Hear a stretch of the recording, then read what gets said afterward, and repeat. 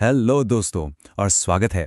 Economics ये शब्द सुनते ही कई बार लगता है अरे बाप रे कितना मुश्किल सब्जेक्ट है ना।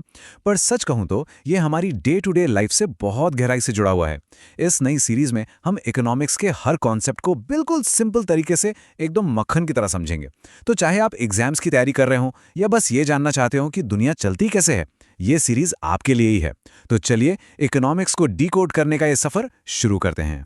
तो आज के हमारे इस सफर का रोड मैप क्या है? Let's see. हम 5 की एरियाज पर फोकस करेंगे। सबसे पहले इकोनॉमिक्स की बड़ी पिक्चर देखेंगे। फिर इसकी सबसे बड़ी पहेली स्कैरसिटी यानी कमी को समझेंगे। उसके बाद माइक्रो और मैक्रो के दो अलग-अलग लेंस से इसे देखेंगे। फिर जानेंगे कि किसी भी इकोनॉमी का स्ट्रक्चर कैसा होता है और आखिर में दुनिया भर की इकोनॉमीज आपस में कैसे जुड़ी हैं, इस पर भी एक नजर डालेंगे। तो चलिए रोड मैप के पहले पड़ाव से शुरू करते हैं। ऑल राइट, तो चलिए सबसे बेसिक सवाल से शुरू करते हैं। भाई आखिर ये इकोनॉमिक्स है क्या? हम अक्सर ना इकोनॉमी और इकोनॉमिक्स इन दो शब्दों को एक ही समझ लेते हैं, पर इनके मतलब में एक बहुत बड़ा फंडामेंटल फर्क है। जरा इस स्लाइड पर नजर डालिए। इकोनॉमी यानी अर्थव्यवस्था किसी भी जगह पर चीजों के बनने, बंटने और इस्तेमाल होने का एक सिस्टम है। ये क्या है, इसका जवाब है, जैसे हम कहते हैं द इंडियन इकोनॉमी। दूसरी तरफ इकोनॉमिक्स यानी अर्थशास्त्र इसी सिस्टम की पढ़ाई है, उसकी स्टडी है। ये क्यों और कैसे का जवाब देती है। मतलब ये स्टडी करती है कि लोग लिमिटेड रिसोर्सेज के साथ फैसले कैसे लेते हैं। जैसे भारत की इकोनॉमिक पॉलिसीज को पढ़ना इकोनॉमिक्स का हिस्सा है। So the bottom line is economy वो मैदान है और इकोनॉमिक्स उस खेल के नियम और उसकी स्ट्रेटेजी है। इंटरेस्टिंगली इकोनॉमिक्स की परिभाषा हमेशा से एक जैसी नहीं रही। ये समय के साथ इवॉल्व हुई है। 1776 में एडम स्मिथ, जिन्हें हम फादर ऑफ इकोनॉमिक्स भी कहते हैं, उन्होंने कहा कि इकोनॉमिक्स वेल्थ यानी धन का विज्ञान है। उनका फोकस सिर्फ प्रोडक्शन और कंजम्पशन पर था।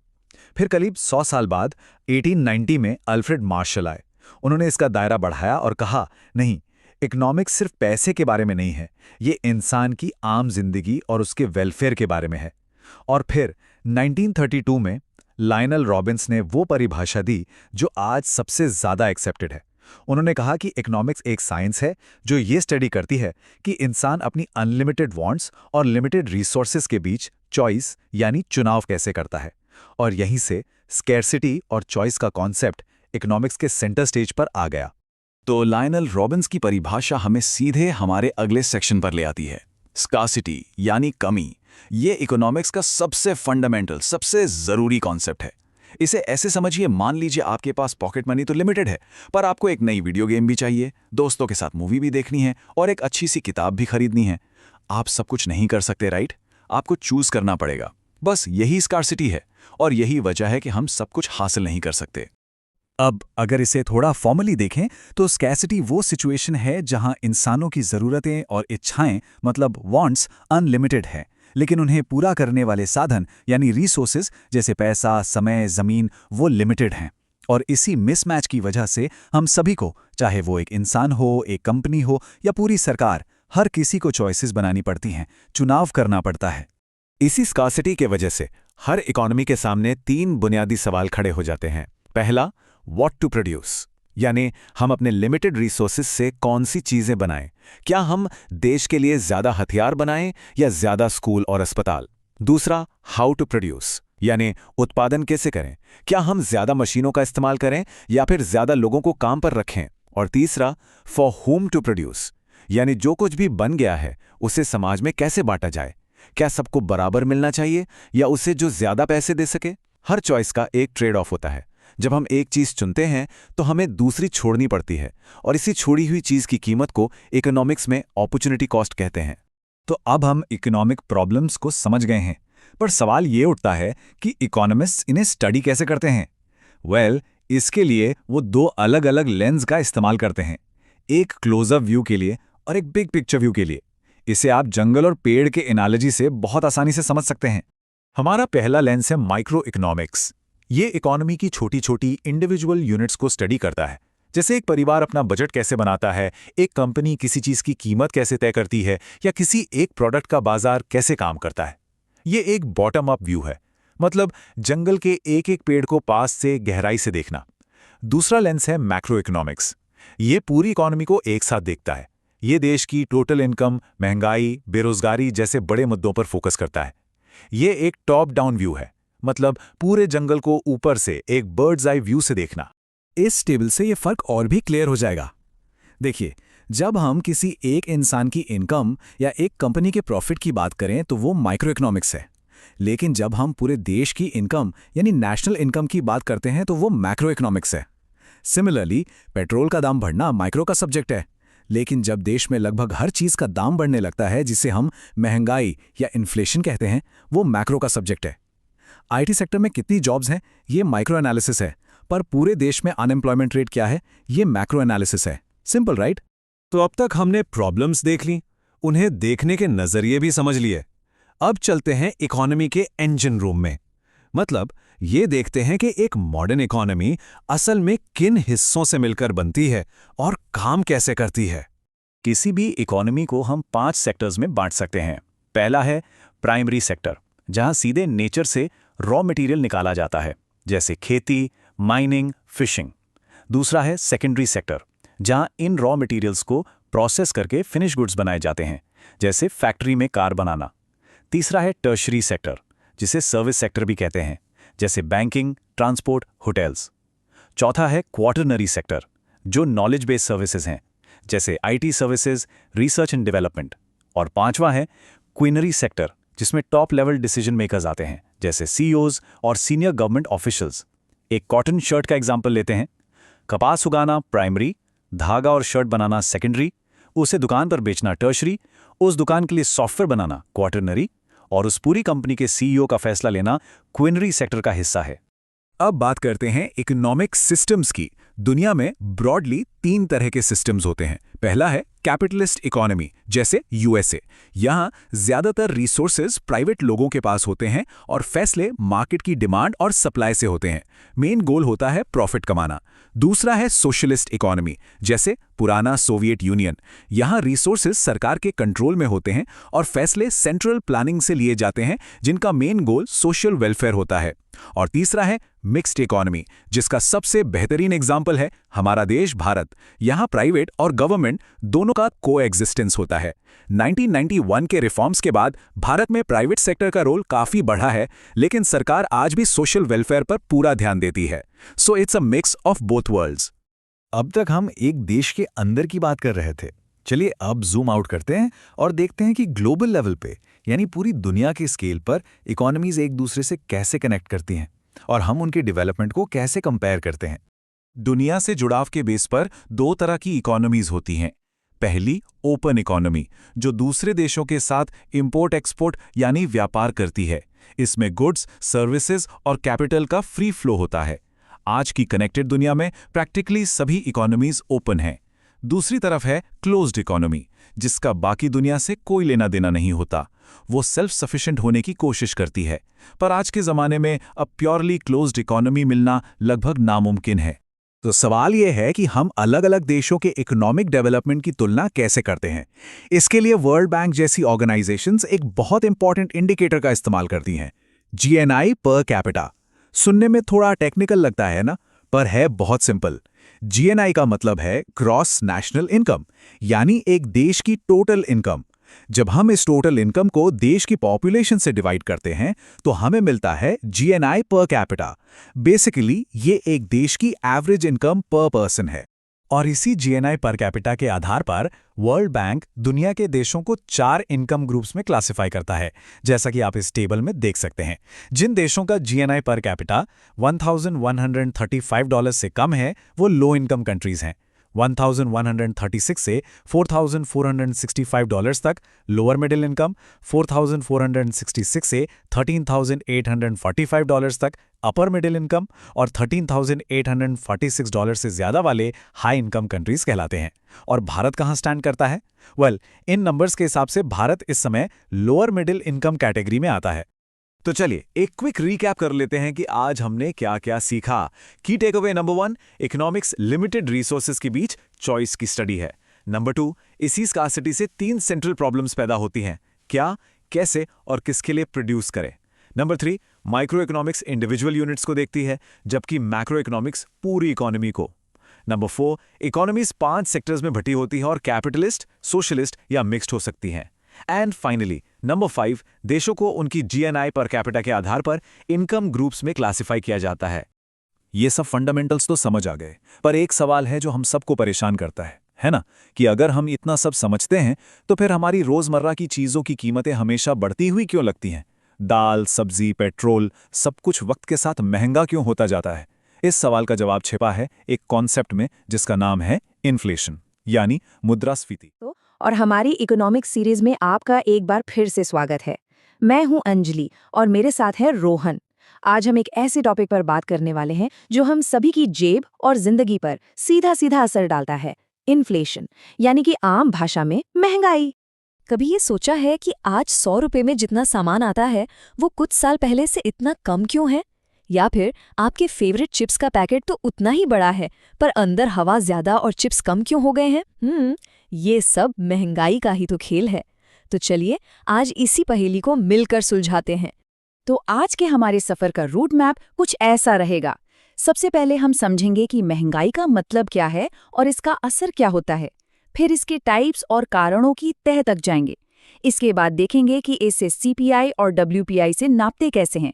फिर जानेंगे कि आरबीआई इसे कंट्रोल करने के लिए क्या करता है।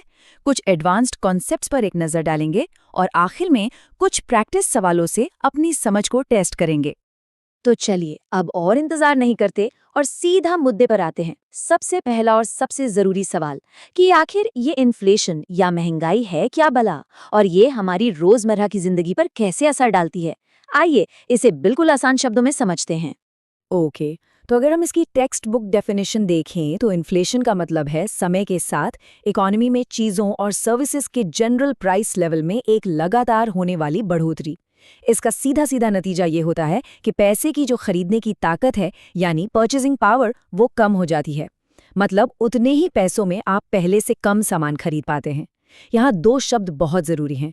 पहला, ये बढ़ोतरी लगातार होनी चाहिए, और दूसरा, इससे खरीदने की क्षमता घट जाती है। रोहन, ये तो हुई परिभाषा की बात, पर असल जिंदगी में ये हमें कहाँ-कहाँ महसूस होती है? बिल्कुल अंजलि, इसे हम हर रोज हर पल महसूस करते हैं। सबसे कॉमन एग्जाम्पल है पेट्रोल डीजल के बढ़ते दाम। हाँ, और जब सब्जियां, खासकर टमाटर और प्याज, अचानक आसमान छूने लगते हैं और पूरे घर का बजट बिगड़ जाता है। एग्जैक्टली। या फिर आपके फेवरेट बिस्किट के पैकेट का दाम बढ़ जाना, या फिर होम लोन और कार लोन की ईएमआई का अचानक से बढ़ जाना। ये सब इन्फ्लेशन के ही तो उदाहरण है जो हमारी जेब पर सीधा असर डालते हैं। तो अब ये तो हम समझ गए कि महंगाई क्या है और ये हमें कैसे अफेक्ट करती है, पर अब सवाल ये उठता है कि आखिर ये महंगाई बढ़ती ही क्यों है? इसके पीछे वजह क्या है? चलिए अब इस सवाल का जवाब ढूंढते हैं। मोटे तौर पे देखें तो इन्फ्लेशन के 2 मुख्य प्रकार होते हैं। पहला है डिमांड पुल इन्फ्लेशन। जैसा कि आप इस इमेज में देख सकते हैं, जब बाजार में चीज़ों की सप्लाई से कहीं ज़्यादा लोगों की डिमांड बढ़ जाती है तो कीमतें ऊपर भागने लगती हैं। इसे कहते हैं too much money chasing too few goods, यानी कम सामान के पीछे बहुत सारा पैसा भाग रहा है। और दूसरा प्रकार है कॉस्ट पुश इन्फ्लेशन। जरा इस दूसरी इमेज को देखिए।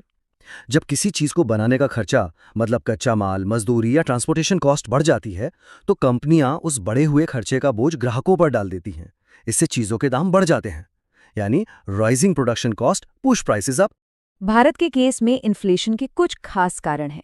सबसे बड़ा है फूड इन्फ्लेशन शॉक्स, मतलब जब अचानक सब्जियां या दालों के दाम बढ़ जाते हैं। दूसरा है फ्यूल की कीमतें, क्योंकि हम कच्चा तेल बहुत ज़्यादा इंपोर्ट करते हैं। फिर आता है इंपोर्टेड इन्फ्लेशन, जब डॉलर के मुकाबले रुपया कमज़ोर होता है तो बाहर से आने वाली चीज़ें अपने आप महंगी हो जाती हैं। इसके अलावा जब लोग ज़्यादा खर्च करने लगते हैं तो डिमांड साइड प्रेशर भी बढ़ता है। और एक बहुत ही इंटरेस्टिंग कॉन्सेप्ट है इन्फ्लेशन एक्सपेक्टेशंस का। अंजलि, रोहन, ये वेज प्राइस स्पाइरल क्या होता है? ये सुनने में थोड़ा कॉम्प्लिकेटेड लग रहा है। अच्छा सवाल है। वेज प्राइस स्पाइरल एक विशेष साइकिल जैसा है। जब लोगों को लगता है कि महंगाई बढ़ने वाली है तो वो ज्यादा सैलरी की मांग करते हैं। अब कंपनियों को ज्यादा सैलरी देनी पड़ती है तो उनकी लागत बढ़ जाती है। फिर वो उस लागत को निकालने के लिए अपनी चीजों के दाम बढ़ा देती हैं, जिससे महंगाई और बढ़ जाती है। ये एक न खत्म होने वाला चक्र बन जाता है। तो चलिए एक छोटा सा एग्जाम रिकैप कर लेते हैं। बस इतना याद रखिए, इन्फ्लेशन बढ़ने के मुख्य रूप से 2 ही कारण हैं। या तो डिमांड ज़रूरत से ज़्यादा है, जिसे डिमांड पुल कहते हैं, या फिर चीज़ों को बनाने का खर्चा बढ़ गया है, जिसे कॉस्ट पुश कहते हैं। ये दो कॉन्सेप्ट्स एग्जाम के लिए बहुत ज़रूरी हैं। तो अब हम ये तो समझ गए कि महंगाई क्यों बढ़ती है, पर सरकार या आरबीआई को ये पता कैसे चलता है कि महंगाई असल में कितनी बड़ी है? देखिए, किसी भी प्रॉब्लम को सॉल्व करने से पहले उसे सही से नापना बहुत ज़रूरी होता है। तो आइए देखते हैं कि भारत में इन्फ्लेशन को मेजर कैसे किया जाता है।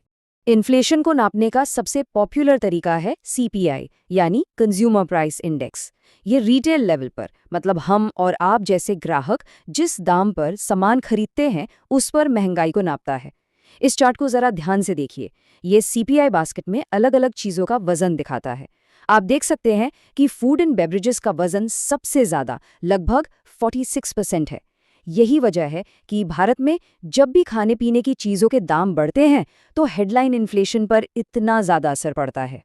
सीपीआई के अलावा एक और ज़रूरी इंडेक्स है डब्ल्यूपीआई, यानी होलसेल प्राइस इंडेक्स। ये प्रोड्यूसर या होलसेल लेवल पर चीज़ों के दामों में हुए बदलाव को मापता है। अब इस टेबल को देखते हैं जो इन दोनों के बीच का फर्क बिल्कुल साफ कर देगा। जैसा कि आप देख सकते हैं, सीपीआई हमें और आपको लगने वाली रिटेल महंगाई को दिखाता है, जबकि डब्ल्यूपीआई होलसेल लेवल की कहानी बताता है। बिल्कुल।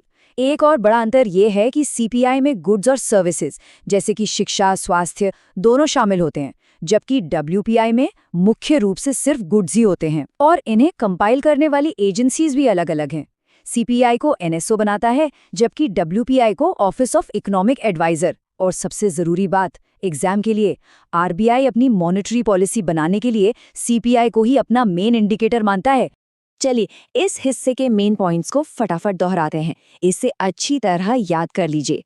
सीपीआई मतलब कंज्यूमर्स के लिए रिटेल महंगाई, डब्ल्यूपीआई मतलब प्रोड्यूसर्स के लिए होलसेल महंगाई, और आरबीआई अपनी पॉलिसी के लिए सीपीआई का इस्तेमाल करता है। सिंपल, ये 3 पॉइंट्स बहुत ही क्रूशियल हैं।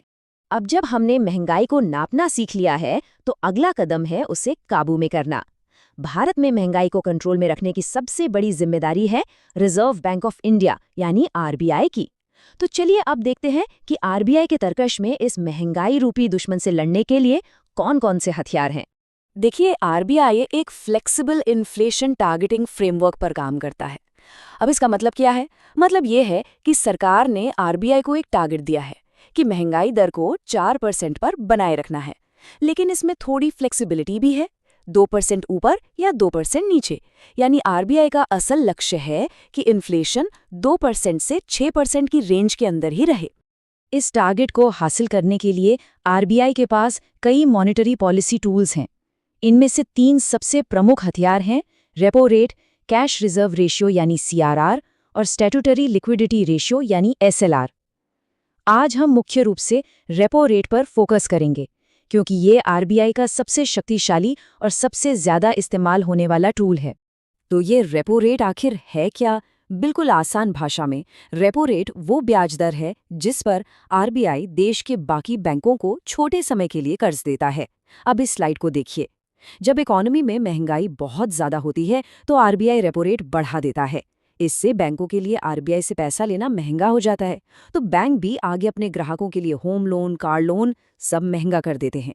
नतीजा, लोग कम कर्ज लेते हैं, कम खर्च करते हैं और बाजार में डिमांड घट जाती है, जिससे कीमतें कंट्रोल में आती हैं। इसके ठीक उल्टा, जब इकोनॉमी में ग्रोथ सुस्त होती है तो आरबीआई रेपो रेट घटा देता है ताकि लोन सस्ते हों और लोग ज़्यादा खर्च करें, जिससे डिमांड और ग्रोथ दोनों बढ़ें। चलिए, अब तक हमने बेसिक्स तो कवर कर लिए हैं। अब कुछ और ज़रूरी टर्म्स पर एक तेज़ नज़र डालते हैं। ये टर्म्स आपको एग्जाम में दूसरों से एक कदम आगे रखने में मदद करेंगे। इसे एक तरह का क्विक फायर राउंड समझिए। पहला टर्म है स्टैगफ्लेशन। ये किसी भी इकोनॉमी के लिए एक बुरे सपने जैसा है, जब महंगाई भी ज्यादा हो, इकोनॉमिक ग्रोथ रुकी हुई हो और बेरोजगारी भी ज्यादा हो। अंजलि, अगला है कोर इन्फ्लेशन। जब हम हेडलाइन इन्फ्लेशन में से खाने पीने और फ्यूल जैसी चीज़ों जिनके दाम बहुत जल्दी बदलते हैं उनको हटा देते हैं तो हमें कोर इन्फ्लेशन मिलता है। इससे इकोनॉमी में डिमांड की असली तस्वीर दिखती है। रोहन, फिर आता है हाइपर इन्फ्लेशन। ये एक बहुत ही भयानक सिचुएशन है जब महंगाई बेकाबू हो जाती है, मतलब एक महीने में 50% से भी ज्यादा। जिम्बाब्वे और वेनेजुएला इसके हाल के उदाहरण हैं। और आखिर में एक नया शब्द जो काफी चर्चा में है, ग्रीडफ्लेशन। ये तब होता है जब कंपनियां अपनी लागत बढ़ने की वजह से नहीं, बल्कि ज्यादा से ज्यादा मुनाफा कमाने के लालच में दाम बढ़ाती हैं। वाह, हमने काफी कुछ सीख लिया है। अब समय है अपनी नॉलेज को टेस्ट करने का। तो तैयार हो जाइए कुछ प्रैक्टिस सवालों के लिए।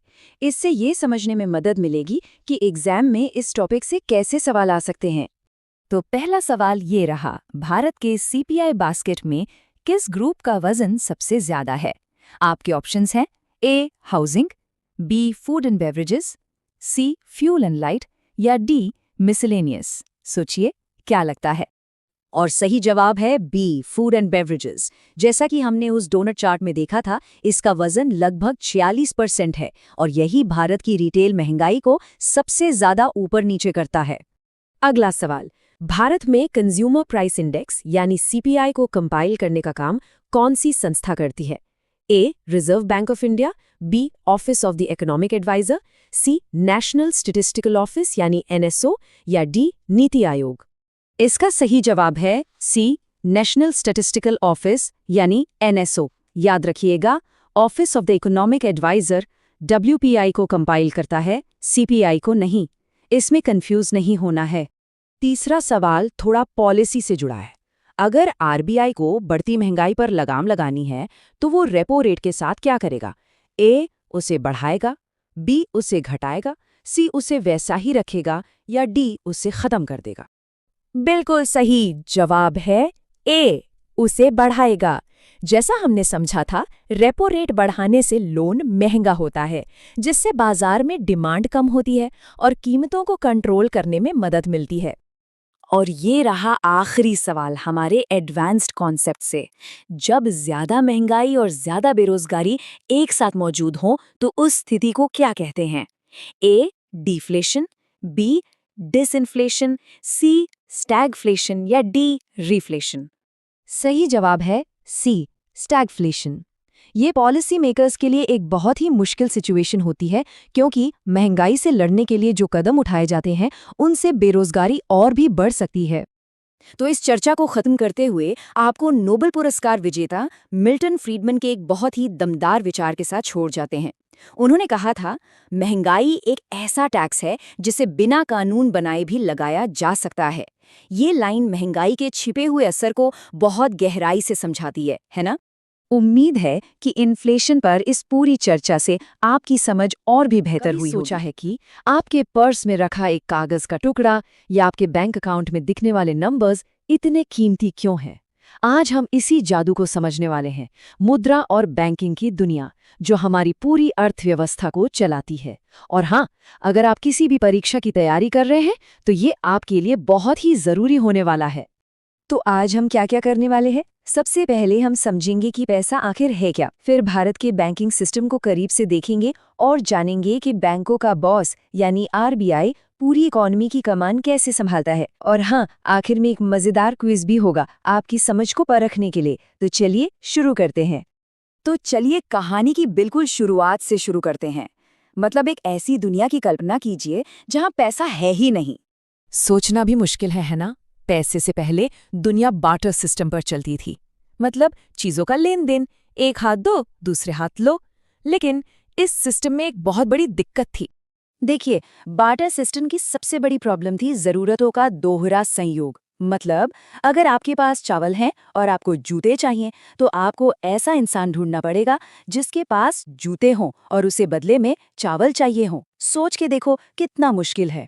पैसे ने आकर इस सारे झंझट को ही खत्म कर दिया। ये एक ऐसा कॉमन मीडियम बन गया जिससे कोई भी कुछ भी खरीद और बेच सकता है। तो टेक्निकली पैसा है क्या? देखिए, कोई भी चीज पैसा तब बनती है जब वो 3 खास काम करती है। चलिए देखते हैं ये 3 काम आखिर हैं क्या। बिल्कुल, इन्हें आप पैसे के 3 सुपर पावर्स कह सकते हैं। पहला, ये विनिमय का माध्यम है, मतलब आप इससे कुछ भी खरीद बेच सकते हैं। दूसरा, ये खाते की इकाई है, मतलब हम हर चीज की कीमत इसमें माप सकते हैं, जैसे ये पेन 10 रुपए का है। और तीसरा, ये मूल्य का भंडार है, मतलब आप इसे बचाकर स्टोर करके भविष्य के लिए रख सकते हैं।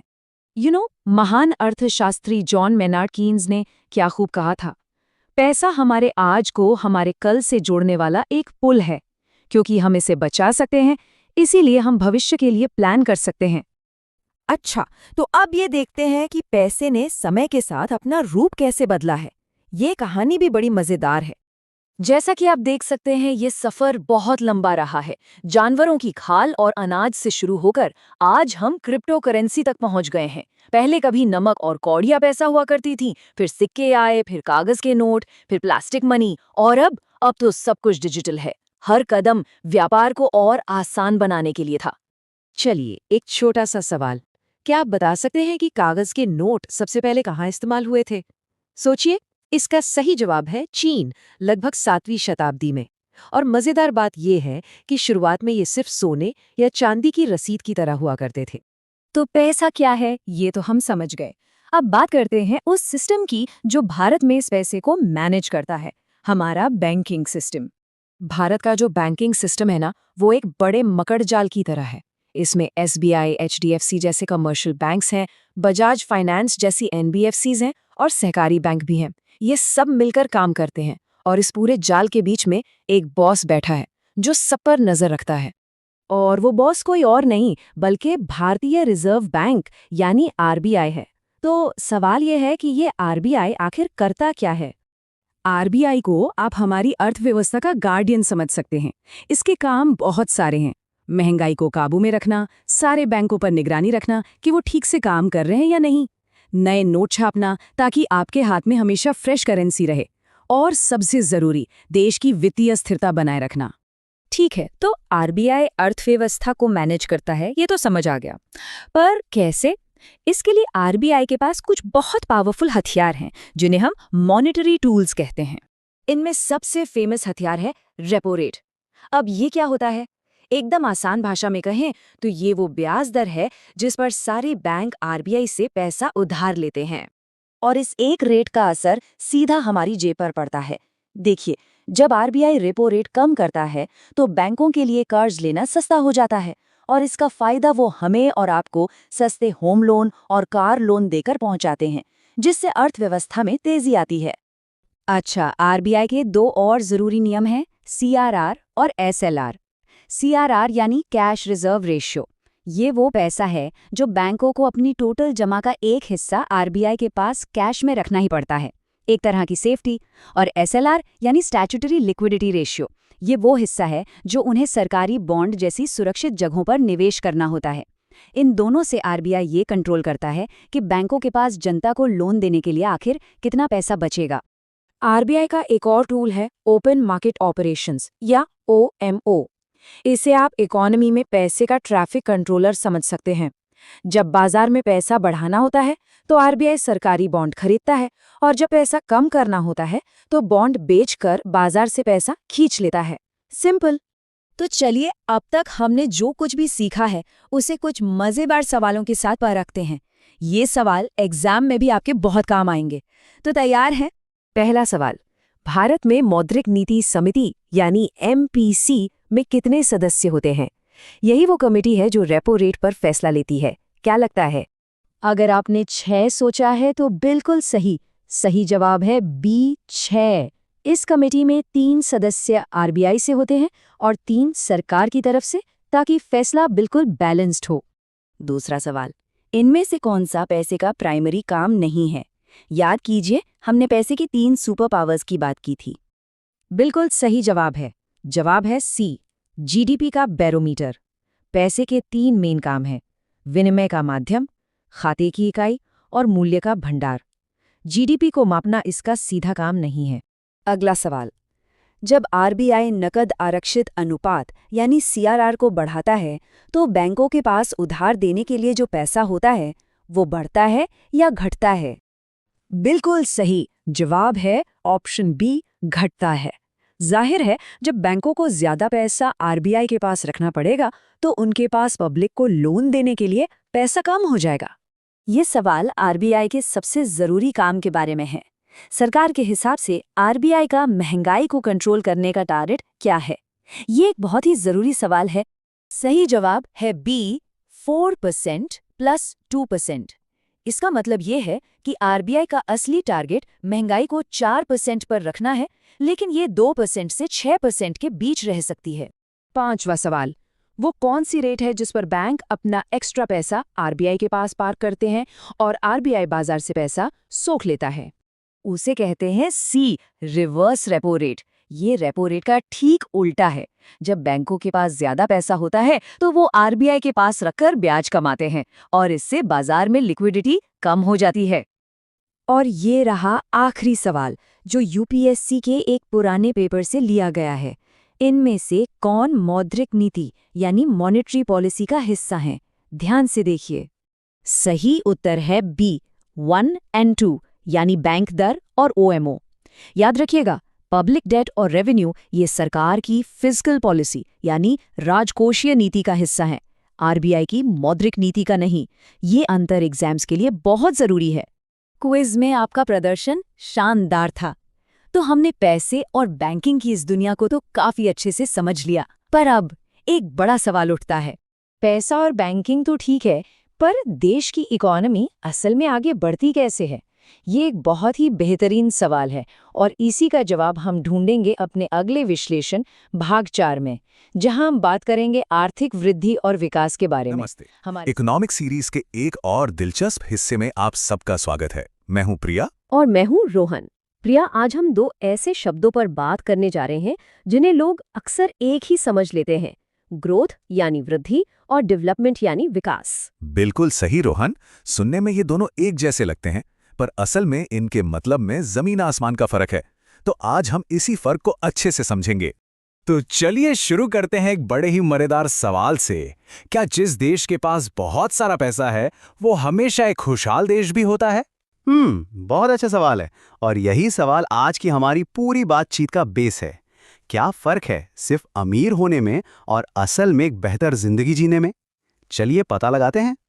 तो आज हम क्या-क्या जानने वाले हैं। सबसे पहले हम आर्थिक वृद्धि यानी इकोनॉमिक ग्रोथ के नंबर्स को समझेंगे, फिर वहां से एक कदम आगे बढ़कर विकास यानी डेवलपमेंट के आइडिया को देखेंगे। उसके बाद हम ये भी जानेंगे कि इस तरक्की को नापते कैसे हैं, और आखिर में भविष्य की सबसे जरूरी बात करेंगे यानी सस्टेनेबल डेवलपमेंट। और हाँ, लास्ट में आपके लिए एक छोटा सा क्विज भी है। तो चलिए शुरू करते हैं पहले हिस्से से। रोहन, आप हमें आर्थिक वृद्धि यानी इकोनॉमिक ग्रोथ के बारे में बताएंगे? जरूर प्रिया। तो सबसे पहले बात करते हैं इकोनॉमिक ग्रोथ की। जैसा कि आप देख सकते हैं, ये सच में संख्याओं का खेल है। तो ये इकोनॉमिक ग्रोथ है क्या? बिल्कुल आसान शब्दों में कहें तो किसी देश की आमदनी में बढ़ोतरी। मतलब एक तय समय में देश में बने सभी सामान और सर्विसेज की टोटल मॉनेटरी वैल्यू कितनी बड़ी है। ये पूरी तरह से एक क्वांटिटेटिव यानी मात्रात्मक माप है। इसका फोकस सिर्फ और सिर्फ आंकड़ों पर होता है। इसे समझने के लिए एक बहुत अच्छा एग्जाम्पल है। मान लीजिए इकोनॉमिक ग्रोथ किसी इंसान का सिर्फ कद बढ़ना है। वो लंबा तो हो रहा है, पर क्या वो अंदर से हेल्दी भी है? क्या वो ज्यादा समझदार हो रहा है? जरूरी नहीं। ग्रोथ सिर्फ बाहरी आकार को देखती है, अंदर की क्वालिटी को नहीं। अगर हम इकोनॉमिक ग्रोथ के कैरेक्टर को थोड़ा और समझें तो इसका दायरा बहुत छोटा होता है। पूरा ध्यान सिर्फ प्रोडक्शन बढ़ाने पर टिका होता है। इसे मापने के लिए हम सब ने जो शब्द सुने हैं, जीडीपी या जीएनपी, उन्हीं का इस्तेमाल करते हैं। यह आमतौर पर एक शॉर्ट टर्म प्रोसेस है जो अक्सर मार्केट फोर्सेस से अपने आप चलती रहती है। तो रोहन, यहां एक बड़ा जरूरी सवाल उठता है। अगर ग्रोथ सिर्फ कद का लंबा होना है तो क्या किसी भी देश के लिए सिर्फ बड़ा या अमीर बनना ही काफी है? क्या वही उसका आखिरी गोल होना चाहिए? बिल्कुल नहीं। और इसी बात को नोबेल पुरस्कार विजेता अमर्त्य सेन ने बहुत खूबसूरती से समझाया था। उन्होंने कहा था कि आर्थिक वृद्धि आर्थिक विकास की पूरी प्रक्रिया का सिर्फ एक पहलू है। ये पूरी कहानी नहीं है, ये तो बस कहानी का पहला चैप्टर है। और यहीं पर कहानी का असली हीरो सामने आता है, इकोनॉमिक डेवलपमेंट यानी आर्थिक विकास। डेवलपमेंट का मतलब है देश के आम लोगों की जिंदगी की क्वालिटी में सुधार आना, उनकी हेल्थ बेहतर हो, उनकी एजुकेशन का लेवल बढ़े, उनका रहन सहन अच्छा हो। ये एक क्वालिटेटिव यानी गुणात्मक कॉन्सेप्ट है। अगर हम रोहन वाले एग्जाम्पल पर ही वापस जाएं, तो जहां ग्रोथ सिर्फ लंबा होना था, वहीं डेवलपमेंट है स्वस्थ, समझदार और ज्यादा स्किलफुल बनना। मतलब सिर्फ आकार में नहीं, बल्कि हर तरह से बेहतर होना। ये अंदर की मजबूती की बात करता है। तो अब जब हमने दोनों कॉन्सेप्ट्स को अलग अलग समझ लिया है, तो क्यों ना इन्हें आमने सामने रख के देखें? हाँ, ये बहुत जरूरी है क्योंकि यहीं पर पूरी तस्वीर साफ होगी। ये इस बातचीत का सबसे इम्पोर्टेंट हिस्सा है। ये जो स्लाइड है ना, ये दोनों के बीच का फर्क एकदम क्रिस्टल क्लियर कर देती है। जैसा आप देख सकते हैं, ग्रोथ एक नैरो कॉन्सेप्ट है जो सिर्फ पैसे की बात करती है, जबकि डेवलपमेंट एक ब्रॉडर कॉन्सेप्ट है जो जिंदगी की क्वालिटी को देखता है। बिल्कुल, ग्रोथ शॉर्ट टर्म है, डेवलपमेंट लॉन्ग टर्म। ग्रोथ को जीडीपी से नापते हैं, जबकि डेवलपमेंट के लिए एचडीआई जैसे बेहतर पैमाने हैं।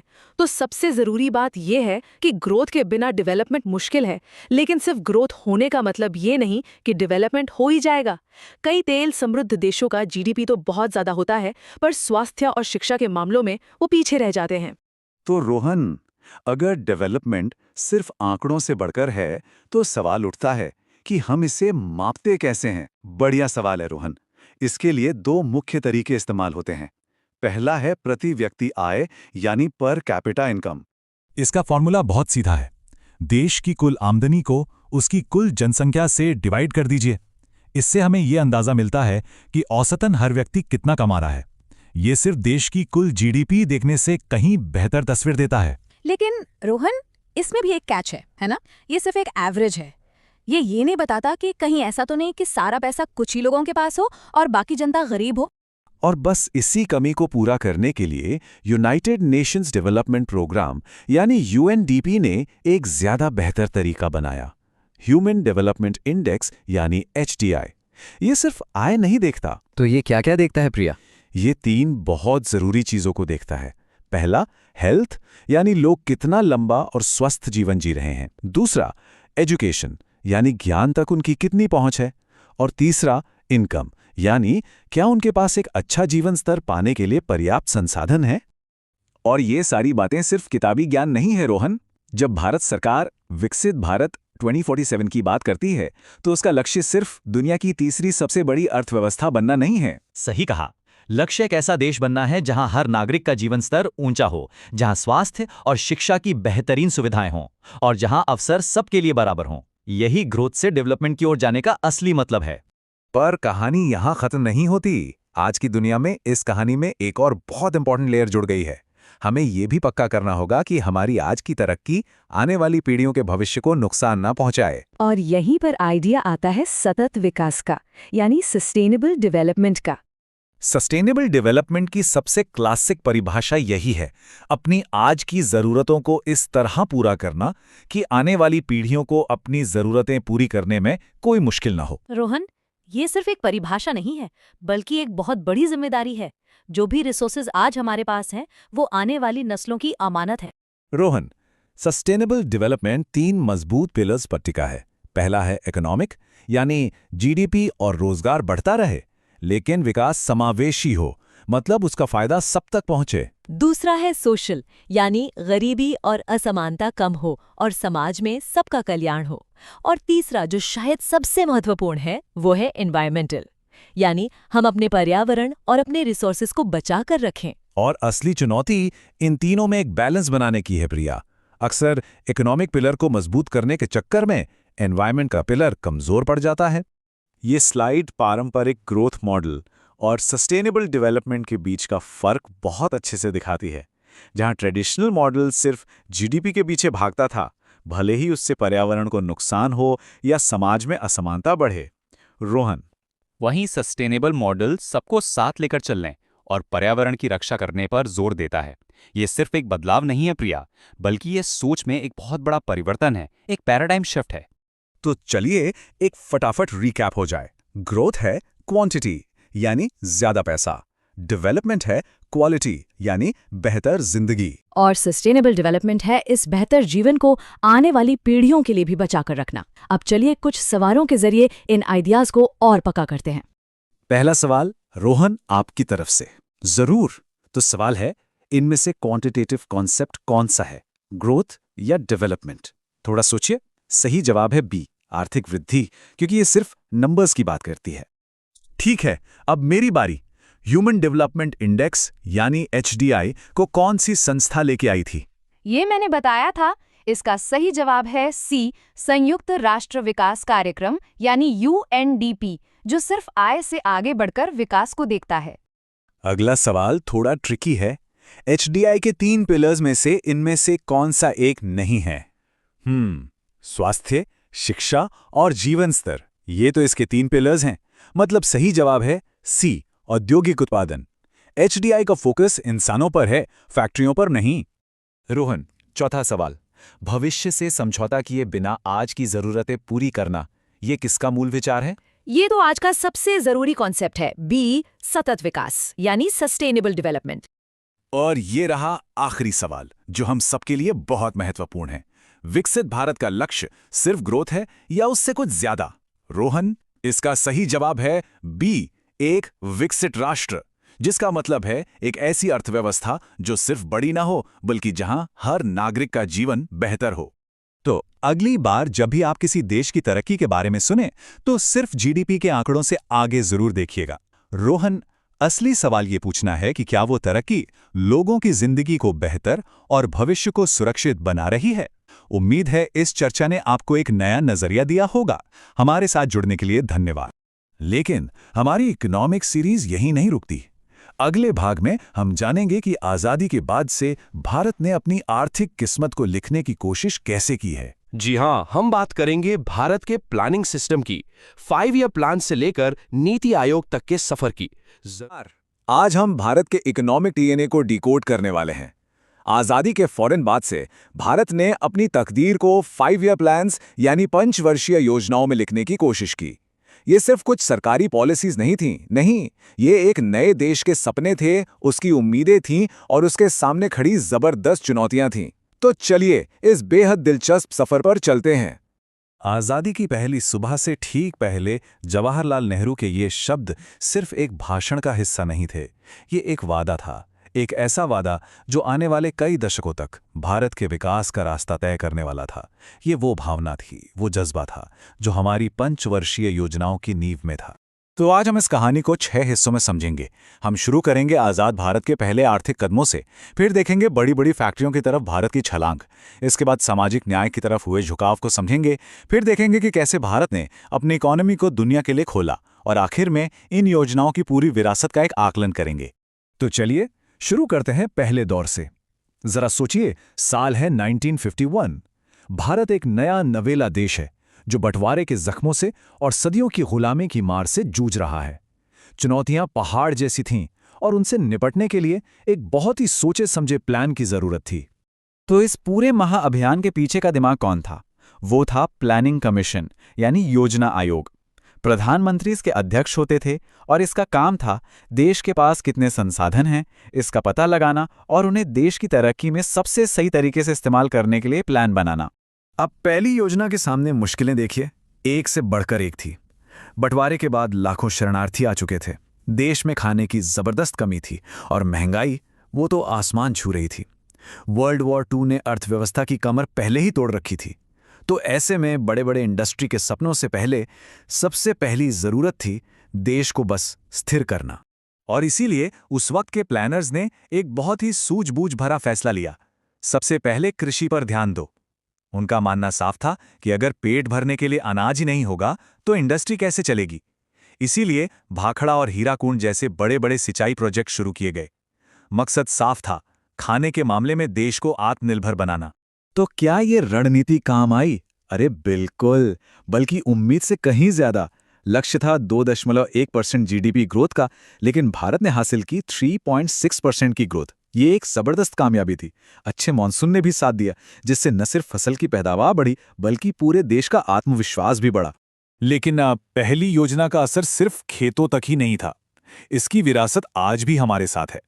इसी योजना के दौरान देश के सबसे बेहतरीन तकनीकी संस्थान यानी IITs की नींव रखी गई और साथ ही देश में हायर एजुकेशन को मजबूत करने के लिए UGC भी बनाया गया। ये दिखाता है कि हमारे शुरुआती योजनाकार भविष्य को लेकर कितने दूर की सोचते थे। पहली योजना की कामयाबी के बाद माहौल में एक नया जोश था। अब नजर थी खेतों से उठकर बड़ी बड़ी फैक्ट्रियों पर। यह अगला दौर था, एक महान औद्योगिक छलांग का। एक ऐसा दौर जहां महत्वाकांक्षाएं बहुत ऊंची थीं, लेकिन संकट भी कुछ कम नहीं थे। दूसरी योजना मशहूर भारतीय स्टैटिस्टिशियन PC महालनोबिस के मॉडल पर आधारित थी। अब जोर खेती पर नहीं बल्कि भारी उद्योगों पर था। मकसद था रैपिड इंडस्ट्रियलाइजेशन। देश में एक मजबूत इंडस्ट्रियल बेस बनाने के लिए स्टील हैवी मशीनरी जैसे उद्योगों में भारी निवेश किया गया। इसी दौरान भिलाई, दुर्गापुर और राउरकेला में बड़े बड़े स्टील प्लांट्स लगाए गए। अब परफॉर्मेंस की बात करें तो दूसरी योजना अपने टारगेट के बहुत करीब पहुंची। 4.5% का लक्ष्य था और हासिल हुई 4.27% ग्रोथ। ये कोई छोटी बात नहीं थी, लेकिन इस बड़ी छलांग की एक कीमत भी थी। विदेशों से मशीनें मंगाने के चक्कर में विदेशी मुद्रा की कमी हो गई और बढ़ती कीमतों ने आम आदमी की कमर तोड़नी शुरू कर दी थी। दूसरी योजना से सबक लेते हुए तीसरी योजना में खेती और इंडस्ट्री के बीच एक बैलेंस बनाने की कोशिश हुई। लक्ष्य था एक आत्मनिर्भर इकोनॉमी बनाना, लेकिन किस्मत को शायद कुछ और ही मंजूर था। ये योजना ऐसे बाहरी झटकों का शिकार हुई जिसने पूरे देश को हिलाकर रख दिया। और फिर एक के बाद एक देश पर मुसीबतें टूटने लगीं। 1962 में चीन के साथ युद्ध हुआ, जिसने हमारा सारा ध्यान विकास से हटाकर डिफेंस पर लगा दिया। फिर 1965 में पाकिस्तान के साथ जंग ने रही सही कसर पूरी कर दी। और मानो इतना काफ़ी नहीं था, 1965-66 में एक भयानक सूखे ने देश में खाने का संकट पैदा कर दिया। ये एक के बाद एक कई झटके थे, और इसका नतीजा तीसरी योजना बुरी तरह नाकाम रही। 5.6% ग्रोथ का लक्ष्य था, लेकिन हासिल हुई सिर्फ 2.4%। ये बहुत बड़ा झटका था। इस नाकामी की वजह से सरकार को पंचवर्षीय योजनाओं पर ब्रेक लगाना पड़ा और 1966 से 1969 तक 3 सालाना योजनाएं चलाई गईं। इस दौर को प्लान हॉलिडे भी कहा जाता है। चलिए अब एक छोटा सा सवाल हो जाए अपनी याददाश्त परखने के लिए। अभी हमने बात की थी कि दूसरी योजना एक खास मॉडल पर आधारित थी। क्या हम याद कर सकते हैं कि वो मॉडल किस भारतीय स्टैटिस्टिशियन ने दिया था? जी हाँ, सही जवाब है पीसी महालनोबिस। इस प्लान हॉलिडे के बाद जब योजनाएं वापस लौटीं, तो उनका अंदाज कुछ बदला हुआ था। अब जोर सिर्फ ग्रोथ रेट पे नहीं था, बल्कि सामाजिक लक्ष्यों पर भी था, जैसे गरीबी कम करना और देश को आत्मनिर्भर बनाना। चौथी योजना के 2 बड़े मकसद थे, स्टेबिलिटी के साथ ग्रोथ और आत्मनिर्भरता की तरफ बढ़ना। इसी दौरान देश में हरित क्रांति ने जोर पकड़ा, जिससे गेहूं का उत्पादन काफी बढ़ा। भविष्य में खाने की कमी से निपटने के लिए पहली बार 50 लाख टन अनाज का बफर स्टॉक बनाने का आइडिया भी पेश किया गया। लेकिन 1971 में बांग्लादेश की आज़ादी की लड़ाई और पाकिस्तान से युद्ध ने एक बार फिर अर्थव्यवस्था पर भारी दबाव डाला, और इसी दौर में एक और बहुत बड़ा ऐतिहासिक कदम उठाया गया। 1969 में इंदिरा गांधी की सरकार ने 14 बड़े प्राइवेट बैंक्स का राष्ट्रीयकरण कर दिया। ये अर्थव्यवस्था पर सरकार के कंट्रोल को बढ़ाने और बैंकिंग को आम आदमी तक पहुंचाने की दिशा में एक बहुत बड़ा कदम था। और फिर आया वो नारा जो भारतीय राजनीति और अर्थव्यवस्था की पहचान बन गया, गरीबी हटाओ। ये 5वीं पंचवर्षीय योजना का सबसे बड़ा नारा था, जो गरीबी पर एक सीधी और खुली जंग का ऐलान था। डीपी धर ने इस योजना को तैयार किया था, और यह पहली बार था जब किसी प्लान ने गरीबी हटाने और सामाजिक न्याय को अपना मेन मकसद बनाया। इसका मकसद सिर्फ ग्रोथ हासिल करना नहीं था, बल्कि यह पक्का करना था कि ग्रोथ का फायदा देश के सबसे गरीब इंसान तक पहुंचे। और जानते हैं, यह प्लान कामयाब भी रहा। 4.4% के ग्रोथ के टारगेट के मुकाबले 4.8% की ग्रोथ हासिल हुई। ये एक बड़ी कामयाबी थी। हालांकि 1978 में जब मोरारजी देसाई की सरकार आई, तो उसने इस योजना को 1 साल पहले ही खत्म कर दिया था। एक और छोटा सा सवाल, ये मशहूर नारा गरीबी हटाओ कौन सी पंचवर्षीय योजना से जुड़ा था? बिल्कुल सही, इसका जवाब है 5वीं पंचवर्षीय योजना। ये नारा उस दौर के पूरे राजनीतिक और आर्थिक माहौल को दिखाता है। 1980 का दशक आते आते भारतीय अर्थव्यवस्था एक बहुत बड़ी करवट ले रही थी। अब तक का जो नेहरूवादी समाजवाद का मॉडल था, उससे हटकर इकोनॉमिक लिबरलाइजेशन यानी आर्थिक उदारीकरण की तरफ कदम बढ़ाए जा रहे थे। ये एक नए युग की शुरुआत थी, और इस बदलाव का असर जबरदस्त था। छठी योजना ने उदारीकरण शुरू किया और 5.5% की शानदार ग्रोथ दी।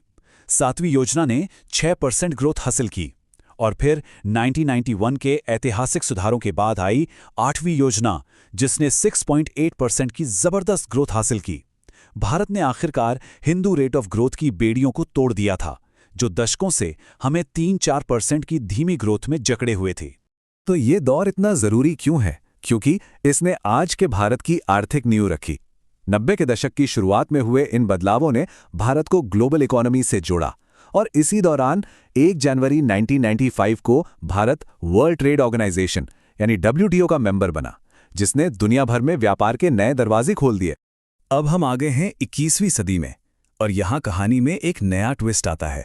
अब चुनौती सिर्फ तेज रफ्तार से ग्रोथ हासिल करना नहीं थी, बल्कि ये पक्का करना था कि इस तेज ग्रोथ का फायदा समाज के हर तबके तक पहुंचे। आप आखिरी की 4 योजनाओं के नाम देखेंगे ना, तो एक पैटर्न साफ नजर आएगा। 9वीं योजना ने बात की सामाजिक न्याय और समानता की, 10वीं ने गरीबी और जेंडर गैप कम करने पर फोकस किया, और 11वीं और 12वीं योजनाओं ने तो अपने नाम में ही साफ साफ समावेशी विकास यानी इंक्लूसिव ग्रोथ को अपना लक्ष्य बनाया। ये एक साफ इशारा था कि सिर्फ ग्रोथ काफी नहीं, वो सबको साथ लेकर चलने वाली होनी चाहिए। तो ये समावेशी विकास जमीन पर कैसा दिखता है?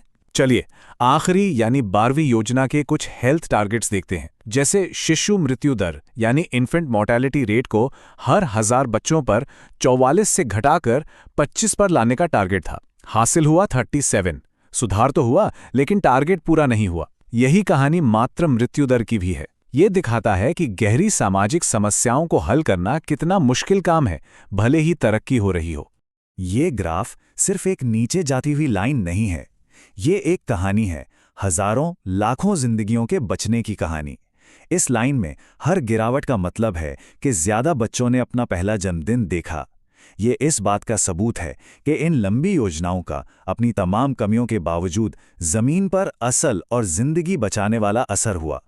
तो 66 साल, 12 योजनाएं, इस पूरे सफर की लेगेसी क्या है, इसकी विरासत क्या है? चलिए अब इस पूरी कहानी का एक मूल्यांकन करते हैं। देखिए, इसका जवाब सीधा हाँ या ना में नहीं है। ये एक मिली-जुली विरासत है।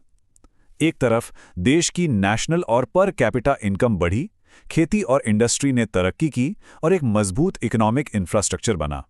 लेकिन दूसरी तरफ ये योजनाएं गरीबी को जड़ से खत्म करने में, हर हाथ को काम देने में और अमीर और गरीब के बीच की खाई को कम करने में पूरी तरह कामयाब नहीं हो पाई। और फिर 2015 में इस लंबे सफर का एक तरह से अंत हो गया। योजना आयोग की जगह नीति आयोग ने ले ली, जो एक थिंक टैंक की तरह काम करता है, और 2017 में 12वीं योजना के खत्म होने के साथ ही भारत के आर्थिक इतिहास का ये अध्याय भी बंद हो गया। तो अगर इस पूरे सफर को एक लाइन में समेटना हो तो हम कह सकते हैं, इन योजनाओं ने एक ठहरी हुई गुलाम अर्थव्यवस्था को एक आधुनिक और आत्मनिर्भर इकॉनमी में बदल दिया।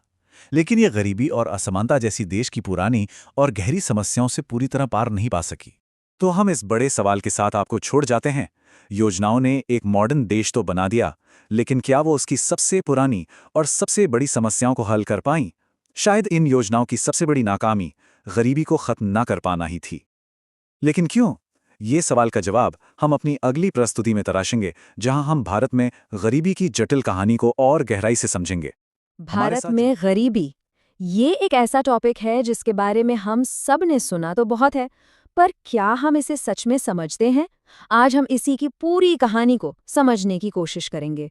ये सवाल सुनने में तो बहुत सिंपल लगता है, पर इसका जवाब उतना ही कॉम्प्लेक्स है। क्या इसका मतलब सिर्फ पैसों की कमी है, या इसके पीछे कुछ और भी है? तो चलिए इस सफर पर चलते हैं। हम इन 5 स्टेजेस में इस पूरे मुद्दे को समझेंगे, गरीबी के मतलब से लेकर इसके खिलाफ जो लड़ाई चल रही है वहां तक। ओके, तो सबसे पहले सबसे बेसिक सवाल, आखिर ये गरीबी है क्या? मतलब इसे डिफाइन कैसे करते हैं? देखिए, एक्सपर्ट्स जो है ना, वो गरीबी को मोटा मोटा 2 तरह से देखते हैं। एक है एब्सोल्यूट पॉवर्टी, मतलब जब किसी के पास जीने के लिए बेसिक चीजें जैसे खाना, घर, ये सब ना हो। और दूसरी है रिलेटिव पॉवर्टी, यानी जब आप अपने आसपास के लोगों के मुकाबले में आर्थिक रूप से कमजोर हों। भारत का फोकस ज्यादातर एब्सोल्यूट पॉवर्टी पर ही रहा है। लेकिन अब है ना, दुनिया भर में सोच थोड़ी बदल रही है। अब फोकस है मल्टी डिमेंशनल पॉवर्टी पर। इसका मतलब ये है कि गरीबी सिर्फ इनकम की कमी नहीं है, नहीं, ये एक पूरा जाल है जिसमें खराब हेल्थ, अच्छी शिक्षा की कमी, साफ पानी न मिलना, ऐसी कई चीजें शामिल हैं जो एक इंसान की जिंदगी की क्वालिटी पर असर डालती हैं। और ये सिर्फ किताबी बातें नहीं है, इसका असल जिंदगी पर असर बहुत गंभीर है। जरा सोचिए उस बच्चे के बारे में जो एक ऐसे घर में पैदा होता है जहां ना ठीक से पोषण मिलता है, ना पढ़ने का माहौल। उसकी जिंदगी की शुरुआत ही एक मुश्किल से होती है जो आगे चलकर और बड़ी हो जाती है। इस स्लाइड में एक और इंटरेस्टिंग बात है, गरीबी हमेशा परमानेंट हो ये जरूरी नहीं। कुछ लोग ऑलवेज पुअर की कैटेगरी में आते हैं, लेकिन कई लोग ट्रांजिएंट पुअर भी होते हैं। जैसे सोचिए, कोई किसान है जिसकी फसल किसी साल खराब हो गई, या कोई मजदूर जिसे चोट लग गई और वो काम नहीं कर पा रहा। ये लोग अचानक गरीबी में आ जाते हैं, पर हो सकता है कि बाद में उससे निकल भी जाए। तो सवाल ये है कि इन गरीब लोगों को गिना कैसे जाता है? यहीं पर एंट्री होती है गरीबी रेखा या पॉवर्टी लाइन की, और भारत में इसकी कहानी भी बड़ी दिलचस्प रही है। बिल्कुल, शुरुआत में आइडिया बहुत ही सिंपल था। जिंदा रहने के लिए एक इंसान को कितना खाना जरूरी है? तो एक्सपर्ट्स ने इसका हिसाब लगाया कैलोरीज में। गांव के लिए 2400 कैलोरीज हर दिन और शहर के लिए 2100। और बस इतनी कैलोरीज खरीदने के लिए जितने पैसे चाहिए, वही बन गई हमारी पॉवर्टी लाइन। पर समय के साथ ये महसूस किया गया कि भाई इंसान सिर्फ रोटी से तो नहीं जीता ना, उसे दूसरी चीजें भी चाहिए। इसलिए अलग अलग एक्सपर्ट कमिटीज बनाई गईं। लकड़ावाला कमेटी ने कहा कि हर राज्य की अपनी अलग पॉवर्टी लाइन होनी चाहिए। फिर आया एक असली टर्निंग पॉइंट, और वो टर्निंग पॉइंट था तेंदुलकर कमेटी। उन्होंने एक, आप कह सकते हैं, गेम चेंजिंग बात कही। उन्होंने कहा कि अरे भाई, आज के ज़माने में हेल्थ और एजुकेशन पर जो प्राइवेट खर्चा होता है, वो भी तो एक बेसिक ज़रूरत है। इस एक एडिशन ने गरीबी को देखने का पूरा नज़रिया और उसके आंकड़े दोनों को बदल कर रख दिया। तो इस नई समझ के साथ आज भारत कहाँ खड़ा है? चलिए डेटा पर एक नज़र डालते हैं। तस्वीर काफ़ी उम्मीद भरी है, पर उसमें कुछ चुनौतियां भी साफ नज़र आती हैं। ये नंबर देखिए ध्यान से, 24.82 करोड़। नीति आयोग के हिसाब से पिछले सिर्फ 9 सालों में इतने लोग मल्टी डायमेंशनल पॉवर्टी से बाहर आए हैं। ये कोई छोटा मोटा नंबर नहीं है। एक दशक में ये एक जबरदस्त अचीवमेंट है। और ये कोई अचानक हुआ चमत्कार नहीं है। ये स्लाइड दिखाती है कि पिछले कई दशकों से 1970s से लेकर अब तक भारत में गरीबी रेखा से नीचे यानी बीपीएल लोगों का प्रतिशत लगातार नीचे जा रहा है। ये एक लॉन्ग टर्म सक्सेस स्टोरी है। लेकिन जैसा कहते हैं ना, पिक्चर अभी बाकी है।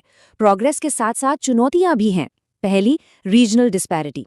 गरीबी पूरे देश में एक जैसी नहीं है, ये कुछ राज्यों में बहुत ज्यादा कॉन्सेंट्रेटेड है। और दूसरा, बच्चों में कुपोषण, जो इन्हीं गरीब इलाकों में एक बहुत बड़ा मुद्दा है। तो ये प्रोग्रेस आखिर हुआ कैसे? जाहिर है इसके पीछे एक सोचा समझा मल्टी प्रोंग्ड एक्शन प्लान है, जिसके जरिए गरीबी के हर पहलू पर वार किया गया है। बिल्कुल, यहाँ स्क्रीन पर देखिए, खाद्य सुरक्षा के लिए एनएफएसए, हेल्थ के लिए पोषण अभियान, सिर पर छत के लिए पीएमएवाई, गैस सिलेंडर के लिए उज्ज्वला, रोजगार के लिए मनरेगा। लिस्ट बहुत लंबी है। आइडिया ये है कि गरीबी के हर डायमेंशन पर एक साथ अटैक किया जाए। चलिए एक छोटा सा एग्जाम्पल लेते हैं। उज्ज्वला योजना, ये सिर्फ गैस सिलेंडर देना नहीं है। जरा उस गांव की महिला को इमेजिन कीजिए जिसका काफी समय लकड़ी ढूंढने और फिर धुएं से भरे चूल्हे पर खाना बनाने में जाता था। अब गैस सिलेंडर से उसकी सेहत सुधरी, और जो समय बचा उससे वो कोई छोटा काम कर सकती है या बच्चों पर ध्यान दे सकती है। यही तो है असली बदलाव। चलिए, इतनी सारी इन्फॉर्मेशन के बाद अब टाइम है एक क्विक नॉलेज चेक का। थोड़ा फन हो जाए। रेडी है? पहला सवाल, तेंदुलकर कमेटी ने वो कौन सी गेम चेंजिंग चीज ऐड की थी? थोड़ा सोचिए। हाँ, सही जवाब है बी, हेल्थ और एजुकेशन। उन्होंने ही कहा था कि ये भी बेसिक जरूरतें हैं। अगला सवाल, नीति आयोग का वो बड़ा सा नंबर याद आया? बिल्कुल सही जवाब है सी, लगभग 25 करोड़। क्या शानदार अचीवमेंट है। तीसरा सवाल एक बहुत पॉपुलर स्कीम के बारे में है, पीएमएवाई। इसका जवाब है बी, आवास यानी हाउसिंग, सिर पर छत। ओके, ये थोड़ा सा ट्रिकी है, सोचकर जवाब दीजिएगा। मल्टी डायमेंशनल पॉवर्टी के डायमेंशंस में इनमें से क्या नहीं आता? करेक्ट आंसर है सी, रिलेटिव इनकम। याद है ना, वो एक अलग कॉन्सेप्ट था, सोशल कंपैरिजन वाला। और आखिरी सवाल, चलिए बिल्कुल शुरुआत में चलते हैं। ओरिजिनल पॉवर्टी लाइन का बेसिस क्या था? जवाब है ए, मिनिमम डेली कैलोरी इनटेक, सिर्फ खाने की जरूरत। तो पूरी बात का निचोड़ क्या है? बॉटम लाइन ये है कि जैसे जैसे गरीबी को लेकर हमारी समझ गहरी होती गई, कैलोरीज से मल्टी डायमेंशनल अप्रोच तक, वैसे वैसे उससे लड़ने के हमारे तरीके भी बेहतर और ज्यादा असरदार होते गए। ये एक इवोल्यूशन की कहानी है। लेकिन ये सारी प्रोग्रेस एक नया और बहुत जरूरी सवाल भी खड़ा करती है कि अगर इतने सारे लोग बेसिक गरीबी से बाहर आ रहे हैं तो एक अच्छी, स्टेबल नौकरी मिलना आज भी इतना मुश्किल क्यों है? ये एक पहेली है जिसे हम सुलझाने की कोशिश करेंगे अपने अगले एपिसोड में, जिसका टॉपिक है बेरोजगारी। और स्वागत है। आज हम भारत के एक बहुत ही जरूरी टॉपिक पर बात करने वाले हैं, बेरोजगारी यानी कि अनएम्प्लॉयमेंट। हाँ, ये सवाल हम सबके मन में कभी ना कभी तो जरूर आता है। तो चलिए इस विश्लेषण में हम इसके हर पहलू को समझने की कोशिश करते हैं, खासतौर पर एग्जाम के पॉइंट ऑफ व्यू से। तो चलिए शुरू करते हैं। सबसे पहले ये समझते हैं कि आखिर बेरोजगारी है क्या, मतलब इसकी परिभाषा क्या है। देखिए, तकनीकी तौर पर बेरोजगारी तब होती है जब कोई व्यक्ति काम करने के लायक भी है, काम करना चाहता भी है और काम ढूंढ भी रहा है, पर उसे काम मिल नहीं पा रहा। हाँ, इसमें वो लोग शामिल नहीं हैं जो स्टूडेंट्स हैं या जो काम करना ही नहीं चाहते। अच्छा, इस टॉपिक को और गहराई से समझने के लिए ना 2 शब्द बहुत जरूरी हैं। पहला है लेबर फोर्स पार्टिसिपेशन रेट यानी LFPR। आसान भाषा में समझें तो 100 लोगों में से कितने लोग काम कर रहे हैं या काम ढूंढ रहे हैं। और दूसरा है वर्कर पॉपुलेशन रेशियो यानी WPR, जो ये बताता है कि उन 100 में से कितनों के पास सच में नौकरी है। एक बहुत जरूरी बात यह है कि सारी बेरोजगारी एक जैसी नहीं होती। इसके अलग अलग टाइप्स हैं। भारत में हमें मुख्य रूप से ये 5 प्रकार देखने को मिलते हैं। सबसे पहले बात करते हैं प्रच्छन्न बेरोजगारी या डिस्गाइज्ड अनएम्प्लॉयमेंट की। इसे छिपी हुई बेरोजगारी भी कहते हैं। इसका सबसे क्लासिक उदाहरण है भारत का कृषि क्षेत्र। मतलब ऐसा लगता है कि सब लोग काम कर रहे हैं, पर असल में कुछ लोगों को अगर हटा भी दें तो प्रोडक्शन पर कोई फर्क नहीं पड़ेगा। बिल्कुल सही कहा। और ये जो आंकड़े हैं ये इस बात को साफ साफ दिखाते हैं। भारत का कृषि क्षेत्र लगभग 49% लेबर फोर्स को रोजगार देता है, लेकिन देश की GVA यानी ग्रोस वैल्यू एडेड में इसका योगदान सिर्फ 17% है। मतलब साफ है, एक खेत पर जहां 5 लोगों की जरूरत है वहां 8 लोग काम कर रहे हैं। ये जो अतिरिक्त 3 लोग हैं वो प्रच्छन्न रूप से बेरोजगार हैं। उनकी मार्जिनल प्रोडक्टिविटी 0 है। अगला प्रकार है संरचनात्मक बेरोजगारी यानी स्ट्रक्चरल अनएम्प्लॉयमेंट। ये तब होता है जब बाजार में जो नौकरियां हैं और लोगों के पास जो स्किल्स हैं उनमें एक बड़ा गैप आ जाता है। सोचिए, इकोनॉमी को AI एक्सपर्ट्स चाहिए, लेकिन ज्यादातर वर्कफोर्स पुरानी टेक्नोलॉजी में ट्रेंड है। ये जो स्किल का मिसमैच है, यही है संरचनात्मक बेरोजगारी। और इसके अलावा 3 और जरूरी टाइप्स हैं। घर्षणात्मक बेरोजगारी, ये तब होती है जब कोई एक नौकरी छोड़कर दूसरी ढूंढ रहा होता है। ये टेम्परेरी होती है। फिर है मौसमी बेरोजगारी, जो कृषि या टूरिज्म जैसे सेक्टर्स में होती है। और आखिर में है चक्रीय बेरोजगारी, जो पूरी अर्थव्यवस्था में मंदी के दौरान आती है। तो हमने टाइप्स तो समझ लिए, पर अब सवाल यह है कि आखिर इस बेरोजगारी को मापा कैसे जाता है। चलिए देखते हैं। भारत में नेशनल सैंपल सर्वे ऑफिस यानी NSSO इसके लिए 2 मेन तरीके इस्तेमाल करता है। पहला है UPSS, जो पिछले 365 दिनों की एक्टिविटी देखता है। इसे एक तरह से एनुअल रिपोर्ट कार्ड समझ सकते हैं।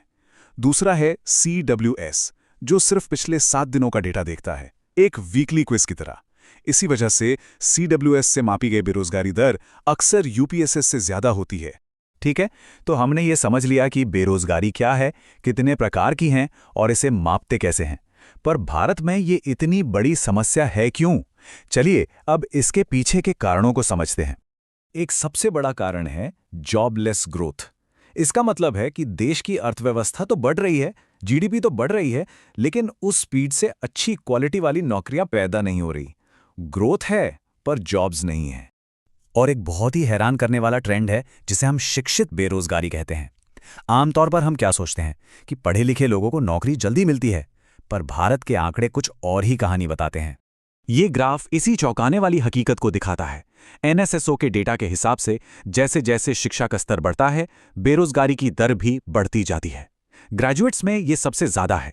ऐसा इसलिए है क्योंकि पढ़े लिखे युवा बेहतर सैलरी और अपनी क्वालिफिकेशन के हिसाब से काम चाहते हैं और वे कोई भी काम करने से मना कर सकते हैं। और भी कई जटिल कारण हैं। भारत की 90% से ज्यादा वर्कफोर्स इनफॉर्मल सेक्टर में है, जहां जॉब सिक्योरिटी नहीं होती। देश के पुराने और जटिल लेबर लॉज भी एक बड़ी वजह है। और हाँ, बेहतर मौकों के लिए स्किल्ड लोगों का विदेश जाना यानी ब्रेन ड्रेन, ये भी एक बड़ा मुद्दा है। इन सभी कारणों का समाज और अर्थव्यवस्था पर बहुत गहरा असर पड़ता है। बेरोजगारी सिर्फ एक इकोनॉमिक प्रॉब्लम नहीं है, ये एक सोशल मुद्दा भी है। इकोनॉमिकली देखें तो देश अपनी सबसे बड़ी संपत्ति यानी ह्यूमन कैपिटल का सही इस्तेमाल नहीं कर पाता, जिससे सीधा सीधा जीडीपी को नुकसान होता है। और सामाजिक तौर पर इसका असर और भी गहरा है। बेरोजगारी से गरीबी और आय की असमानता बढ़ती है, जिससे युवाओं में हताशा और सामाजिक अशांति का खतरा बढ़ जाता है। तो इस बड़ी चुनौती से निपटने के लिए सरकार क्या कर रही है? चलिए अब समाधान की दिशा में उठाए गए कदमों पर नजर डालते हैं।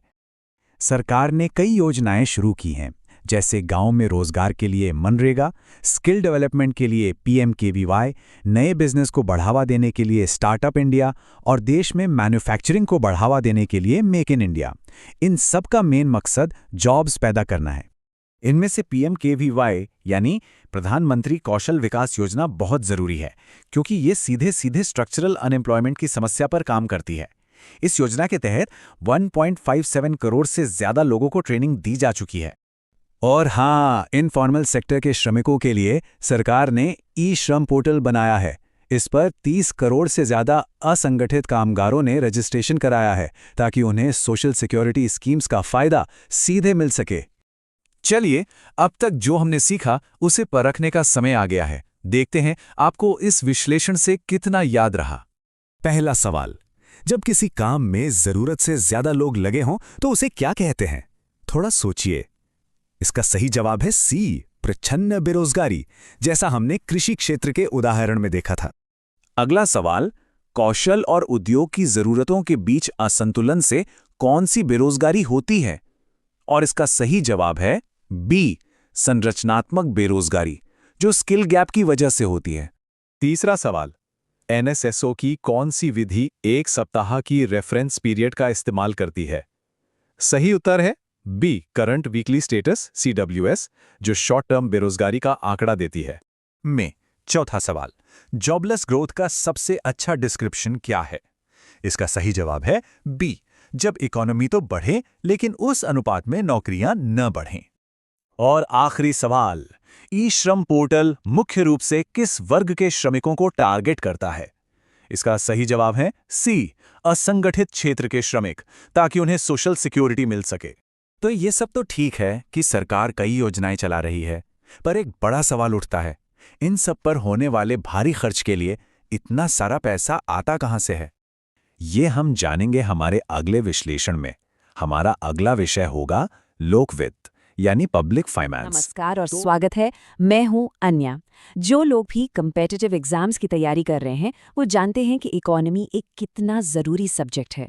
और इकोनॉमी को समझने के लिए ना सबसे पहले सरकार के बटुए को समझना पड़ता है। तो आज हम यही करेंगे और पब्लिक फाइनेंस यानी सार्वजनिक वित्त के सारे कॉन्सेप्ट्स को एकदम आसान बना देंगे। और मेरे साथ हैं रोहन।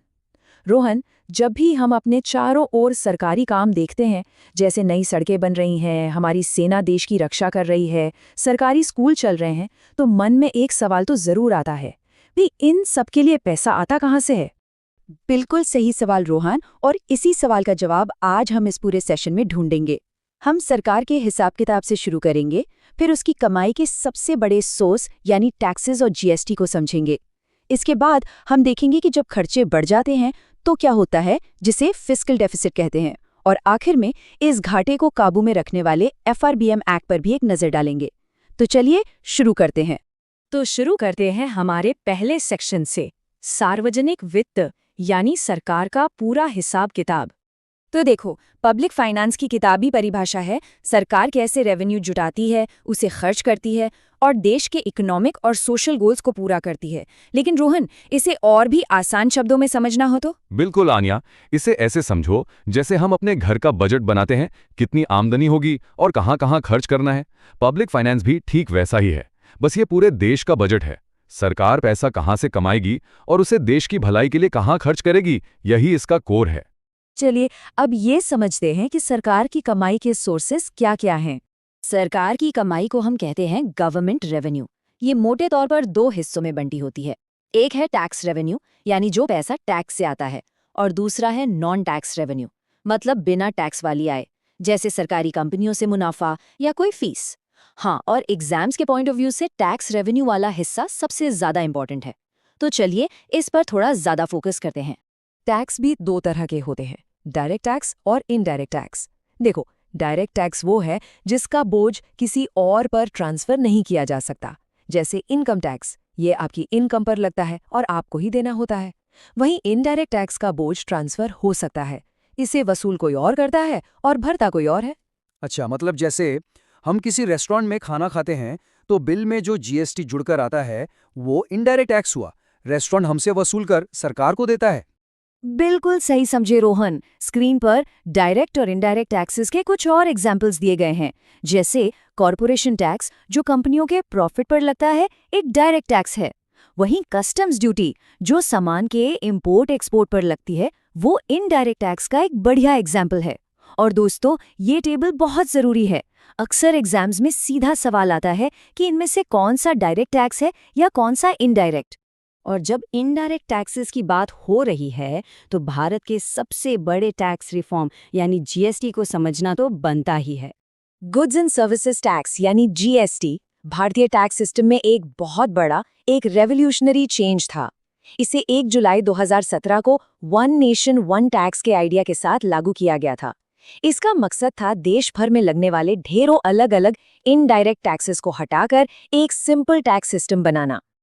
बिल्कुल, जीएसटी का सबसे बड़ा फायदा ये था कि इसने सेंटर और स्टेट्स के बहुत सारे अलग-अलग इनडायरेक्ट टैक्सेस को एक ही टैक्स में मिला दिया।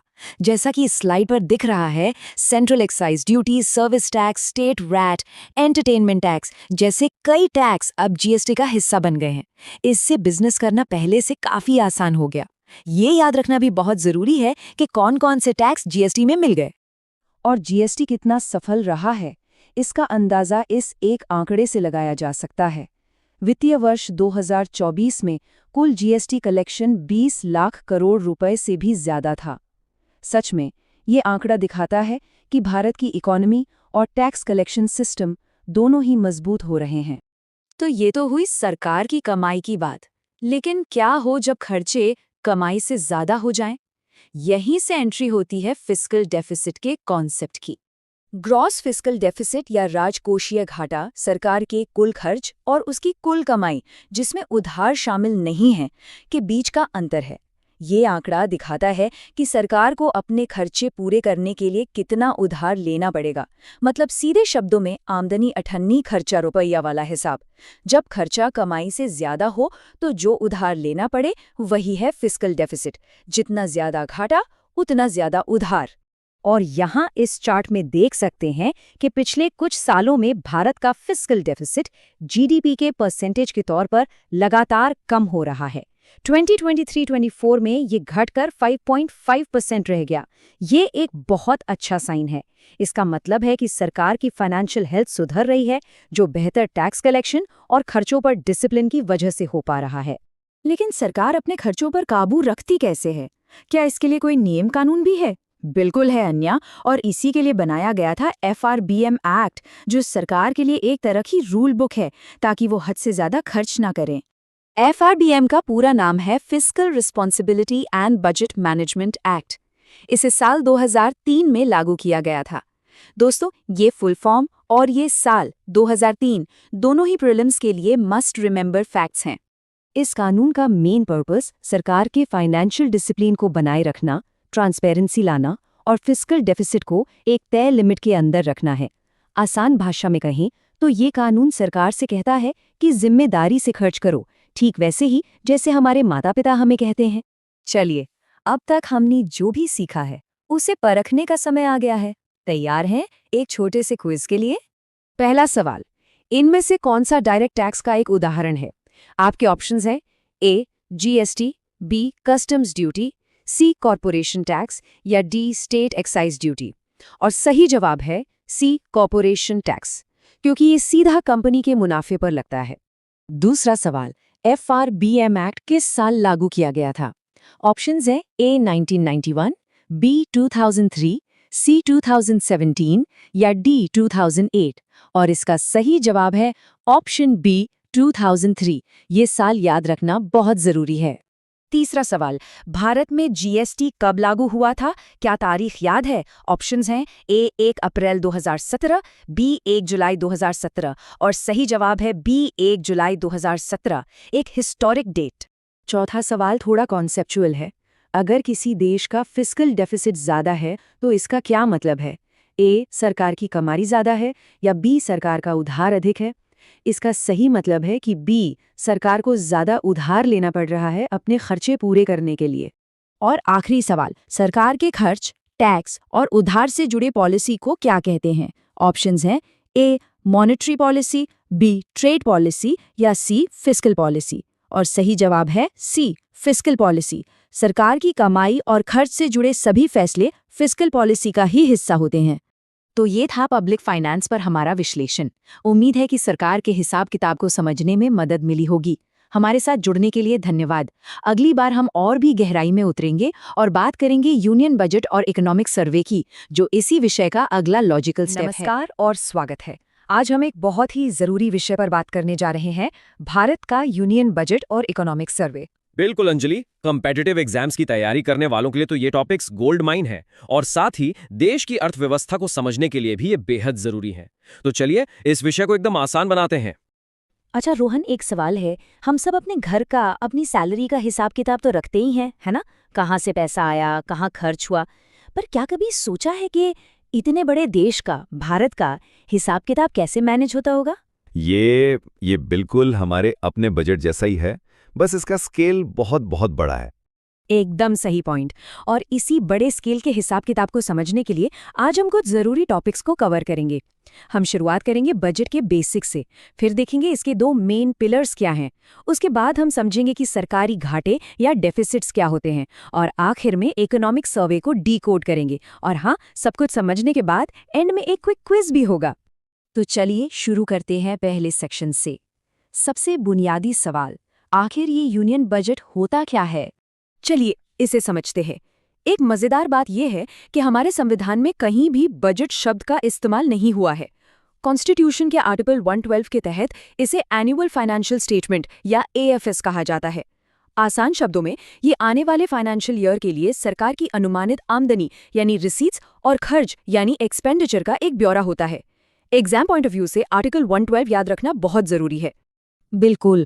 और सरकार ये एएफएस बनाती क्यों है? इसके कुछ बड़े लक्ष्य होते हैं, जैसे कि देश के संसाधनों को सही जगह लगाना, अमीर और गरीब के बीच की खाई को कम करना, देश की इकोनॉमिक ग्रोथ को रफ्तार देना, अर्थव्यवस्था में स्थिरता लाना और सरकारी कंपनियों को मैनेज करना। तो ये सिर्फ एक हिसाब किताब का डॉक्यूमेंट नहीं है, बल्कि यह देश की इकोनॉमिक डायरेक्शन तय करने वाला एक रोड मैप है। अब बात करते हैं बजट की बनावट की। पूरे बजट को दो मुख्य हिस्सों में बांटा जाता है। इन्हें बजट के दो स्तंभ या पिलर्स भी कह सकते हैं, रेवेन्यू बजट और कैपिटल बजट। इनको समझना बहुत जरूरी है। ये टेबल इन दोनों के बीच का फर्क बहुत अच्छे से समझाता है। देखिए, रेवेन्यू बजट सरकार के रोजमर्रा के यानी रिकरिंग खर्चों और आमदनी से जुड़ा है, जैसे घर का किराया, बिजली का बिल, राशन का खर्च, ये सब रिकरिंग है। सरकार के लिए ये है टैक्सेस से होने वाली कमाई, सरकारी कर्मचारियों की सैलरी, पेंशन और ब्याज का भुगतान। इनसे सरकार की संपत्ति यानी एसेट या देनदारी यानी लायबिलिटी पर कोई फर्क नहीं पड़ता। दूसरी तरफ है कैपिटल बजट। ये लॉन्ग टर्म नेचर का होता है, जैसे घर खरीदना या पुराना सोना बेचकर पैसे जुटाना। सरकार के लिए इसमें वो आमदनी आती है जो संपत्ति बेचने से होती है, जैसे किसी सरकारी कंपनी के हिस्से को बेचना, जिसे डिसइन्वेस्टमेंट कहते हैं, या फिर कर्ज लेने से होती है। और इसका खर्च होता है एसेट बनाने में, जैसे नए हाईवेज, स्कूल, हॉस्पिटल बनाना या फिर पुराने कर्ज चुकाना। तो मूल अंतर यह है, रेवेन्यू बजट दिन प्रतिदिन के कामों के लिए है और कैपिटल बजट देश के भविष्य के निर्माण के लिए है। चलिए अब एक ऐसे शब्द को समझते हैं जो बजट के समय बहुत सुनने को मिलता है, घाटा या डेफिसिट। सीधे शब्दों में कहें तो जब सरकार का खर्चा उसकी आमदनी से ज्यादा हो जाता है तो उसे घाटा कहते हैं। जैसे महीने के आखिर में हमारा आपका बजट बिगड़ जाता है। और इन घाटों में सबसे इम्पोर्टेंट है फिस्कल डेफिसिट यानी राजकोषीय घाटा। ये सरकार के कुल खर्च और उसकी कुल आमदनी के बीच का अंतर है। लेकिन यहाँ ध्यान देने वाली बात यह है कि इस आमदनी में उधार से लिया पैसा शामिल नहीं होता। फिस्कल डेफिसिट का सीधा सा मतलब है कि सरकार को अपने खर्चे पूरे करने के लिए इस साल कुल कितना उधार लेना पड़ेगा। ये नंबर देश की फाइनेंशियल हेल्थ का एक बहुत बड़ा इंडिकेटर है। अगर ये डेफिसिट बहुत ज्यादा हो तो सरकार को ज्यादा कर्ज लेना पड़ता है, जिससे देश पर ब्याज का बोझ बढ़ता है और महंगाई भी बढ़ सकती है। ये चार्ट इस बात को बहुत अच्छी तरह दिखाता है। देखिए, ये जीडीपी के परसेंटेज के रूप में फिस्कल डेफिसिट को दिखाता है। यहाँ सबसे ऊंचा बार देखिए, FY 2021 में कोविड-19 पेंडेमिक के कारण ये 9.2% के पीक पर पहुंच गया था, क्योंकि सरकार को अर्थव्यवस्था को सपोर्ट करने के लिए बहुत खर्च करना पड़ा। लेकिन अब सरकार इसे धीरे-धीरे कम करने की कोशिश कर रही है। देखा जा सकता है कि FY 2026 और FY 2027 के लिए अनुमानित आंकड़े लगातार घट रहे हैं। ये दिखाता है कि अर्थव्यवस्था पटरी पर लौट रही है। फिस्कल डेफिसिट के अलावा एक और टर्म है प्राइमरी डेफिसिट, यानी प्राथमिक घाटा। इसका फॉर्मूला सिंपल है। फिस्कल डेफिसिट में से पुराने कर्ज पर जो ब्याज चुकाया है उसे हटा दीजिए। इसे ऐसे समझिए, प्राइमरी डेफिसिट हमें बताता है कि सरकार को सिर्फ इस साल के खर्चों के लिए कितना उधार लेना पड़ रहा है, जिसमें पिछले उधार का बोझ शामिल नहीं है। इससे सरकार के मौजूदा वित्तीय अनुशासन का ज्यादा साफ पता चलता है। चलिए अब बजट से जुड़े एक और इम्पोर्टेंट डॉक्यूमेंट की बात करते हैं। बजट से ठीक एक दिन पहले एक और डॉक्यूमेंट संसद में पेश किया जाता है, द इकोनॉमिक सर्वे। इसे हम भारतीय अर्थव्यवस्था का सालाना रिपोर्ट कार्ड भी कह सकते हैं। इसकी एक छोटी सी हिस्ट्री है जो एग्जाम्स में पूछी जा सकती है। इकोनॉमिक सर्वे पहली बार 1950-51 में पेश किया गया था और तब ये बजट का ही हिस्सा हुआ करता था। लेकिन 1964 से इसे बजट से अलग कर दिया गया और बजट पेश होने से एक दिन पहले पेश किया जाने लगा। इसे तैयार कौन करता है? मिनिस्ट्री ऑफ फाइनेंस में चीफ इकोनॉमिक एडवाइजर और उनकी टीम, और पेश करती हैं फाइनेंस मिनिस्टर। तो अब सवाल उठता है कि इकोनॉमिक सर्वे और बजट में आखिर फर्क क्या है? ये टेबल इसे एकदम क्लियर कर देता है। देखिए, इकोनॉमिक सर्वे बीते हुए साल का लेखा जोखा है, एक रिव्यू है, जबकि बजट आने वाले साल का प्लान है। सर्वे का नेचर एडवाइजरी यानी सलाहकारी होता है, सरकार इसकी सिफारिशें मानने के लिए बाध्य नहीं है। लेकिन बजट एक बार संसद से पास हो जाए तो वो कानून बन जाता है और सरकार को उसे फॉलो करना ही होता है। और सबसे बड़ा फर्क, बजट आर्टिकल 112 के तहत एक संवैधानिक जरूरत है, जबकि इकोनॉमिक सर्वे के लिए ऐसी कोई बाध्यता नहीं है, ये एक परंपरा है। तो अब जब हमने सारे की कॉन्सेप्ट समझ लिए हैं, तो क्यों ना एक क्विक क्विज के जरिए अपनी नॉलेज टेस्ट की जाए। तैयार है? पहला सवाल, यूनियन बजट को संवैधानिक रूप से एनुअल फाइनेंशियल स्टेटमेंट किस अनुच्छेद के तहत कहा जाता है? ऑप्शंस हैं A article 110, B article 112, C article 266 या डी आर्टिकल 280। जरा सोचिए, और सही जवाब है बी आर्टिकल 112। हमने इस पर बात की थी। अगला सवाल, इनमें से कौन सा कैपिटल एक्सपेंडिचर का उदाहरण है? ए सरकारी कर्मचारियों को वेतन का भुगतान, बी राष्ट्रीय ऋण पर ब्याज का भुगतान, सी एक नए राजमार्ग का निर्माण, डी उर्वरकों पर सब्सिडी। और इसका सही जवाब है सी एक नए राजमार्ग का निर्माण, क्योंकि इससे देश के लिए एक लॉन्ग टर्म एसेट बन रहा है। बाकी तीनों रेवेन्यू एक्सपेंडिचर के उदाहरण हैं। तीसरा सवाल, फिस्कल डेफिसिट यानी राजकोषीय घाटा मुख्य रूप से क्या दर्शाता है? ए सरकार की कुल आय, बी सरकार का साल का मुनाफा, सी सरकार की कुल उधार की जरूरतें, डी कुल जमा किया गया टैक्स। और सही जवाब है सी सरकार की कुल उधार की जरूरतें। ये दिखाता है कि सरकार को अपने खर्चों को पूरा करने के लिए कितना पैसा उधार लेना पड़ेगा। चौथा सवाल, इकोनॉमिक सर्वे तैयार करने के लिए कौन जिम्मेदार है? ए प्रधानमंत्री कार्यालय, बी नीति आयोग, सी भारतीय रिजर्व बैंक, डी मुख्य आर्थिक सलाहकार CEA वित्त मंत्रालय। ये आसान होना चाहिए। सही जवाब है D the chief economic adviser CEA, जो वित्त मंत्रालय के तहत काम करते हैं। और आखिरी सवाल, क्या इकोनॉमिक सर्वे में दी गई पॉलिसी रिकमेंडेशन सरकार पर बाध्यकारी होती हैं? ए हाँ हमेशा, बी हाँ अगर राष्ट्रपति मंजूरी दें, सी नहीं ये सलाहकारी होती हैं, डी सिर्फ वित्तीय सिफारिशें बाध्यकारी होती हैं। नहीं, इसका सही जवाब है सी नहीं ये सलाहकारी होती हैं, ये सिर्फ सलाह होती हैं, मानना या न मानना सरकार पर निर्भर करता है। तो कॉन्ग्रेचुलेशंस, अगर ये क्विज अच्छे से हल हो गया है तो इसका मतलब है कि बजट की बनावट, घाटे का मतलब और इकोनॉमिक सर्वे की भूमिका अब अच्छी तरह से समझ आ चुकी है। उम्मीद है ये कॉम्प्लेक्स टॉपिक्स अब सबके लिए आसान हो गए हैं। बिल्कुल, देश के अंदर का हिसाब किताब तो अब क्लियर है, लेकिन दूसरे देशों के साथ भारत के व्यापार का क्या? इंपोर्ट्स, एक्सपोर्ट्स, ट्रेड डेफिसिट, ये सब क्या होता है? इसी को समझने के लिए हमारे साथ जुड़िएगा अगली बार जब हम इंडियाज फॉरेन ट्रेड को एक्सप्लोर करेंगे। काम कीजिए, अपना फोन उठाइए, जरा पलट कर देखिए, क्या लिखा है उसके पीछे? मेड इन इंडिया या असेंबल्ड इन चाइना या कुछ और? पता है, ये छोटी सी चीज हमें एक बिल्कुल नई दुनिया में ले जाती है, विदेशी व्यापार की दुनिया, यानी फॉरेन ट्रेड। नमस्ते और वेलकम है आप सबका। अच्छा, foreign trade, BOP, exchange rate सुनने में थोड़े हैवी वर्ड्स लगते हैं ना? डोंट वरी, आज हम इन्हीं सब कॉम्प्लेक्स चीजों को बिल्कुल आसान बना देंगे। आसान और हाँ, एग्जाम फोकस्ड भी। तो अगर आप किसी कॉम्पिटिटिव एग्जाम की तैयारी कर रहे हैं या बस अपनी नॉलेज बढ़ाना चाहते हैं तो ये सेशन आपके लिए ही है। तो आज का हमारा प्लान क्या है? देखिए, सबसे पहले हम शुरू करेंगे बिल्कुल बेसिक से।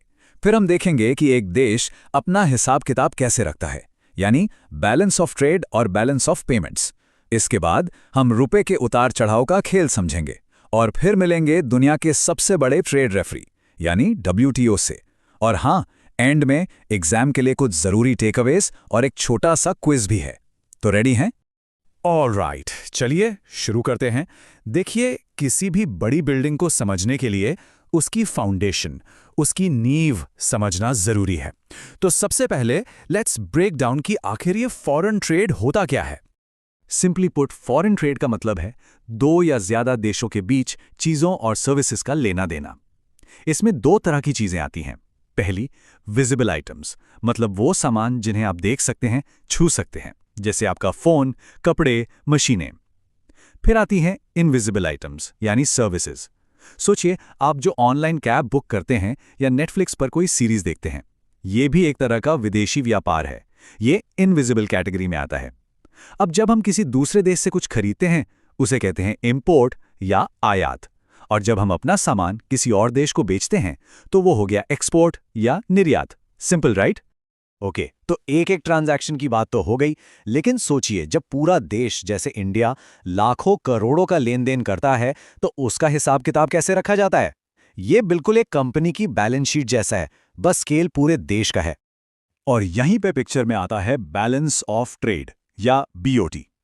इसको ना बिल्कुल घर के बजट की तरह सोचिए। अगर आपकी आमदनी जो हमने एक्सपोर्ट करके कमाया, आपके खर्चे जो हमने इंपोर्ट करके उड़ाया से ज्यादा हैं, तो आपके पास पैसे बचेंगे। ये हुआ सरप्लस या फेवरेबल BOT। लेकिन अगर खर्चा आमदनी से ज्यादा हो गया तो आप घाटे में हैं।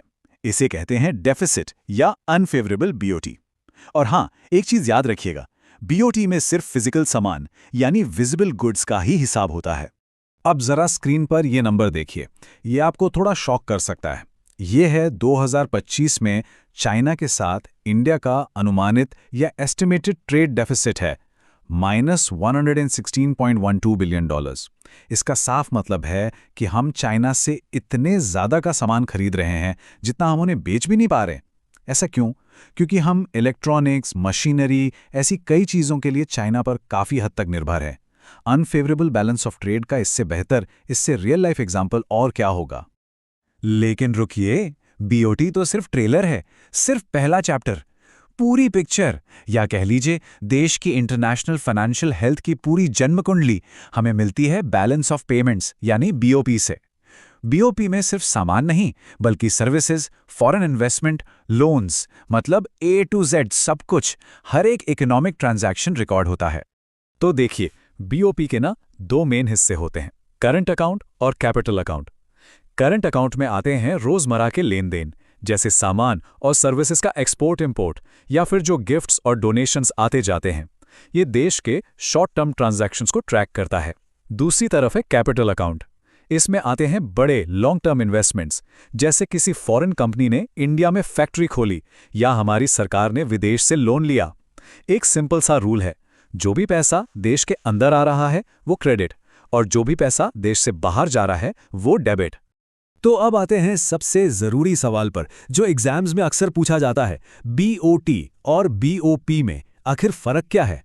सिंपल है, याद रखिए, BOT एक छोटा सा हिस्सा है, सिर्फ सामान का हिसाब किताब, और इसमें घटा या फायदा हो सकता है। जबकि BOP पूरी कहानी है, इसमें सब कुछ शामिल है और डबल एंट्री बुककीपिंग की वजह से ये एंड में हमेशा बैलेंस हो जाता है।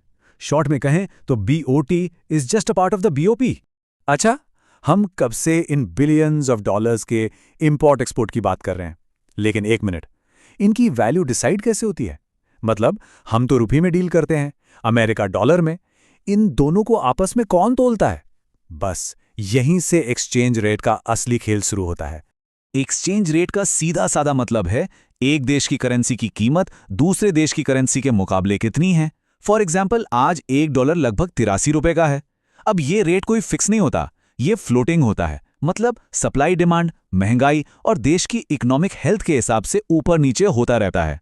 और पता है, यही रेट डिसाइड करता है कि हमारे लिए विदेशी फोन कितना महंगा पड़ेगा या दुनिया के लिए हमारे मसाले कितने सस्ते होंगे। चलिए इस कॉन्सेप्ट को बिल्कुल आराम से समझते हैं, क्योंकि ये थोड़ा कंफ्यूजिंग हो सकता है। स्टेप 1, मान लीजिए रुपया स्ट्रांग हो गया, मतलब $1 के लिए अब सिर्फ 70 रुपये देने पड़ रहे हैं। इसका मतलब क्या? मतलब विदेश से कुछ भी खरीदना जैसे फोन या लैपटॉप अब सस्ता हो जाएगा, क्योंकि हमें कम रुपए देने पड़ेंगे। लेकिन इसका एक दूसरा पहलू भी है। अब एक अमेरिकन को हमारे मसाले खरीदने के लिए ज्यादा डॉलर खर्च करने पड़ेंगे, तो हमारे एक्सपोर्ट्स महंगे हो जाएंगे। अब आते हैं स्टेप 2 पर। इसका बिल्कुल उल्टा सोचिए। मान लीजिए रुपया कमजोर हो गया और $1 हो गया 85 रुपए का। अब क्या होगा? अब विदेश से पेट्रोल या इलेक्ट्रॉनिक्स मंगाना महंगा हो जाएगा, लेकिन विदेशियों के लिए हमारा सामान सस्ता हो जाएगा, जिससे चांसेस हैं कि हमारे एक्सपोर्ट्स बढ़ जाएं। तो इतने सारे देश आपस में व्यापार कर रहे हैं, रुपये डॉलर का खेल चल रहा है। ऐसे में कोई तो होना चाहिए ना जो रूल्स बनाए, जो झगड़े सुलझाएं और ये देखे कि सब फेयर प्ले कर रहे हैं या नहीं। बिल्कुल, और यहीं पर एंट्री होती है दुनिया के ट्रेड रेफरी की, the World Trade Organization. World Trade Organization यानी WTO 1995 में बना था और आज इसके 164 मेंबर कंट्रीज हैं। इसका मेन मिशन क्या है? ट्रेड बैरियर्स जैसे कि टैरिफ्स या इंपोर्ट टैक्स, इनको कम करना ताकि देशों के बीच बिजनेस आसानी से हो सके। इसके काम है रूल्स के लिए नेगोशिएशन कराना, देशों के बीच ट्रेड डिस्प्यूट्स को सॉल्व करना। और इसका एक सबसे इंपॉर्टेंट प्रिंसिपल है मोस्ट फेवर्ड नेशन। इसका मतलब बिल्कुल सिंपल है, अगर आप अपने एक दोस्त को पार्टी में स्पेशल डिस्काउंट दे रहे हैं तो आपको अपने सभी दोस्तों को वही डिस्काउंट देना पड़ेगा, कोई भेदभाव नहीं। अब ये चार्ट देखने में थोड़ा कॉम्प्लेक्स लग सकता है, पर इसका मेन पॉइंट समझते हैं। सबसे ऊपर देखिए, मिनिस्टीरियल कॉन्फ्रेंस। इसको आप WTO की पार्लियामेंट समझ लीजिए, जहां सभी मेंबर देशों के मिनिस्टर्स मिलकर बड़े बड़े फैसले लेते हैं।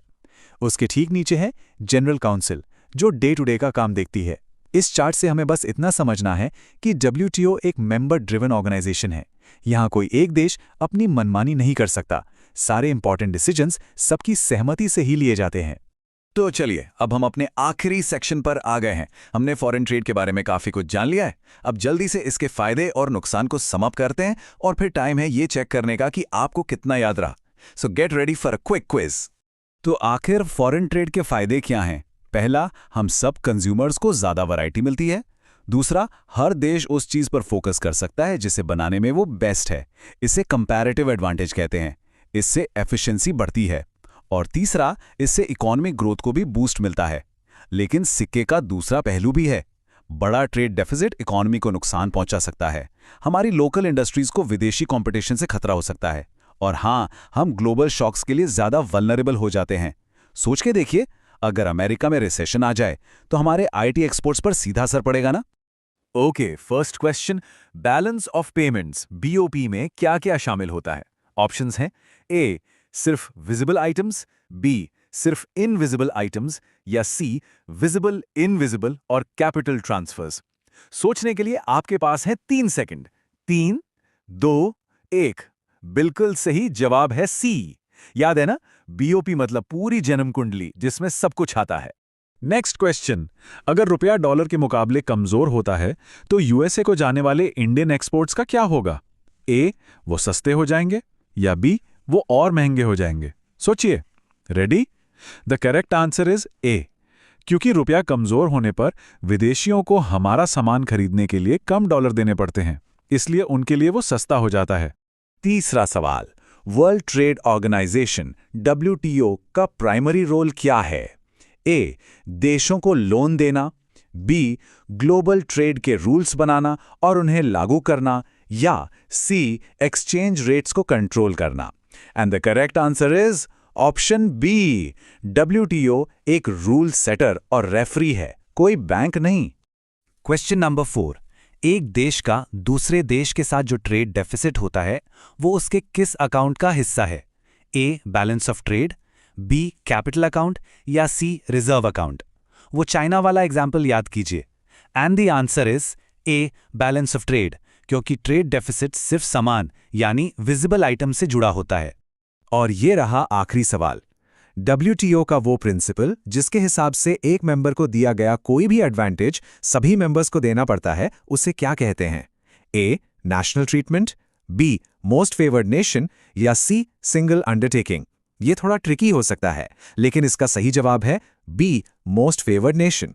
Well done. तो ये था फॉरेन ट्रेड पर हमारा कंप्लीट एनालिसिस। उम्मीद है अब BOT, BOP और WTO जैसे कॉन्सेप्ट्स आपके लिए क्रिस्टल क्लियर होंगे। हमारे साथ जुड़ने के लिए बहुत बहुत शुक्रिया।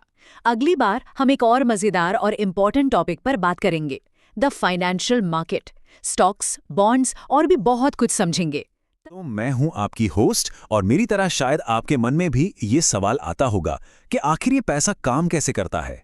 और मैं हूं आपका दोस्त और गाइड। तो चलिए आज साथ मिलकर इंडिया के फाइनेंशियल मार्केट्स की इस कॉम्प्लिकेटेड सी दुनिया को एकदम आसान बनाते हैं। बिल्कुल, लेट्स गेट स्टार्टेड। तो सबसे पहला और सबसे जरूरी सवाल, हम सब थोड़ी बहुत सेविंग्स तो कर ही लेते हैं, लेकिन उस बचत को सिर्फ बैंक अकाउंट में रखे रहने से क्या होगा? सवाल ये है कि अपनी सेविंग्स को काम पर कैसे लगाएं, उसे ग्रो कैसे करें। ओके, तो इसी पजल को सॉल्व करने के लिए ये रहा हमारा आज का रोड मैप। हम फाइनेंशियल मार्केट की आखिर पिक्चर क्या है वहां से शुरू करेंगे, फिर मनी मार्केट और कैपिटल मार्केट का डिफरेंस समझेंगे, इंडिया के बड़े बड़े स्टॉक एक्सचेंजेस को जानेंगे, और हाँ, ये भी देखेंगे कि इस पूरे सिस्टम का रेफरी कौन है। तो एंड तक सब कुछ क्रिस्टल क्लियर हो जाएगा।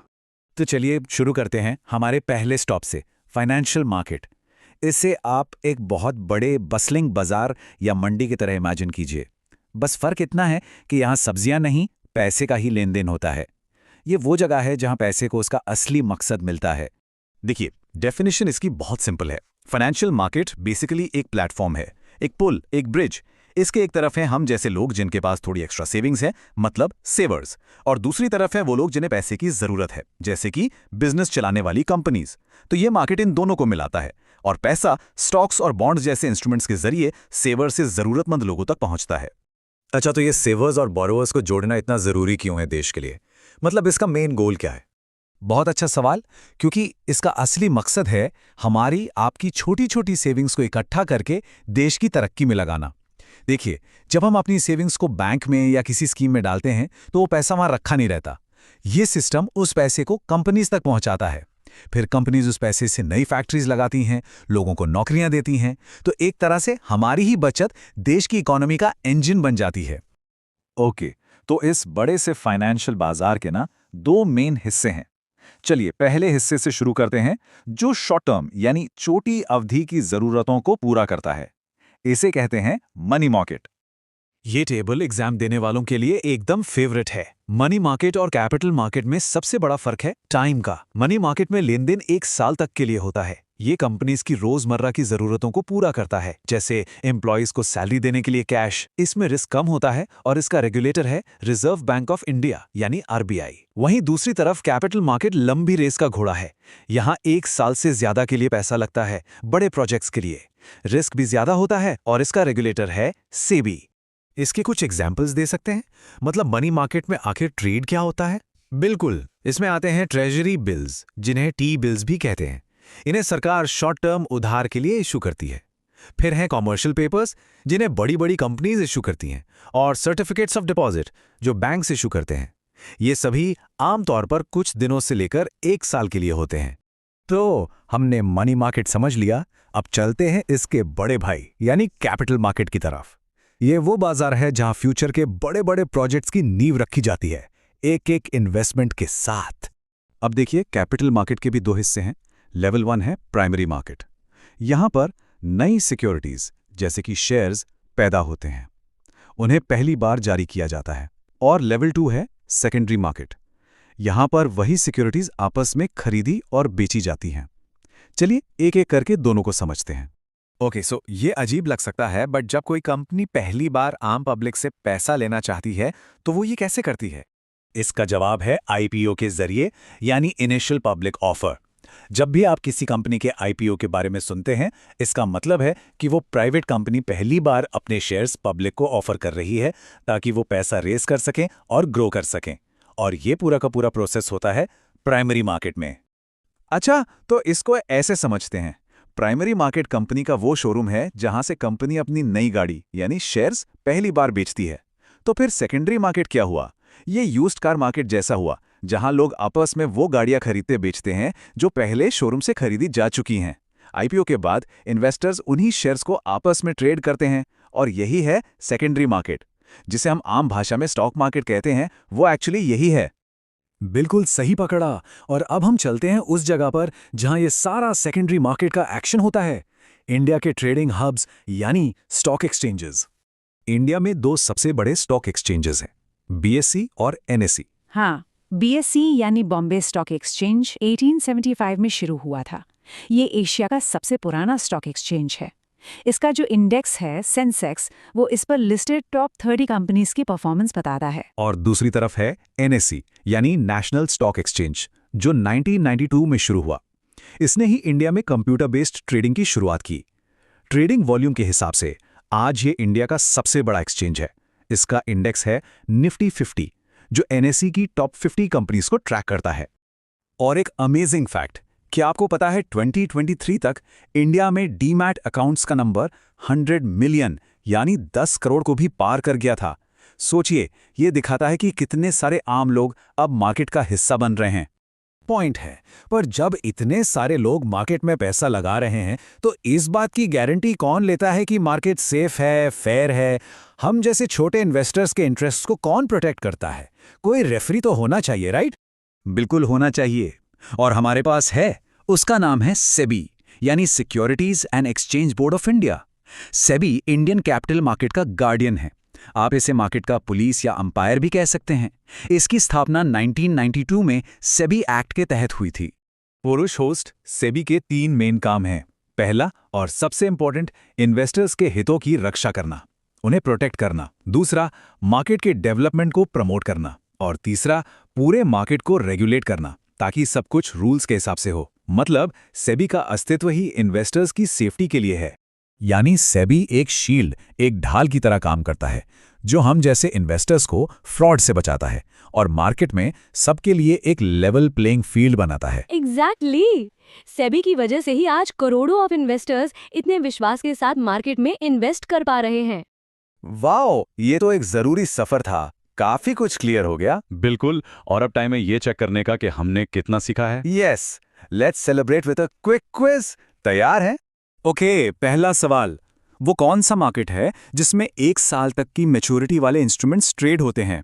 ऑप्शंस हैं capital market, forex market, money market या डेरिवेटिव्स मार्केट। सोचिए। सही जवाब है सी, मनी मार्केट। बहुत बढ़िया। अब सवाल नंबर 2, जब कोई कंपनी आईपीओ के जरिए पहली बार अपने शेयर्स पब्लिक को जारी करती है तो ये किस मार्केट में होता है? Secondary market, primary market, commodity market या money market? And the correct answer is B, primary market. Fresh issue, primary market. Simple. अगला सवाल, सेंसेक्स किस स्टॉक एक्सचेंज का बेंचमार्क इंडेक्स है? एनएसई, एमएसई, बीएसई या न्यूयॉर्क स्टॉक एक्सचेंज? ये तो आसान है। जी हां, सही जवाब है C, Bombay stock exchange, BSE. Okay, चौथा सवाल, इंडिया में कैपिटल मार्केट का मेन रेगुलेटर कौन है? RBI, ministry of finance, NITI Aayog या सेबी? याद कीजिए, अंपायर कौन है? बिल्कुल, जवाब है D, securities and exchange board of India, SEBI. और ये रहा आखिरी सवाल, इनमें से कौन सा मनी मार्केट इंस्ट्रूमेंट नहीं है? Treasury bills, shares, commercial papers या सर्टिफिकेट्स ऑफ डिपॉजिट? थोड़ा ट्रिकी है, पर सही जवाब है बी, शेयर्स, क्योंकि शेयर्स लॉन्ग टर्म होते हैं और कैपिटल मार्केट का हिस्सा हैं। एंड कॉन्ग्रेचुलेशंस, आपने इंडिया के फाइनेंशियल मार्केट्स के बेसिक्स को सक्सेसफुली मास्टर कर लिया है। ये तो बस शुरुआत है। उम्मीद है इस जर्नी ने आपकी क्यूरियोसिटी को और बढ़ाया होगा। सीखते रहिए और समझदारी से इन्वेस्ट करते रहिए। अगली बार तक के लिए हमें इजाजत दीजिए।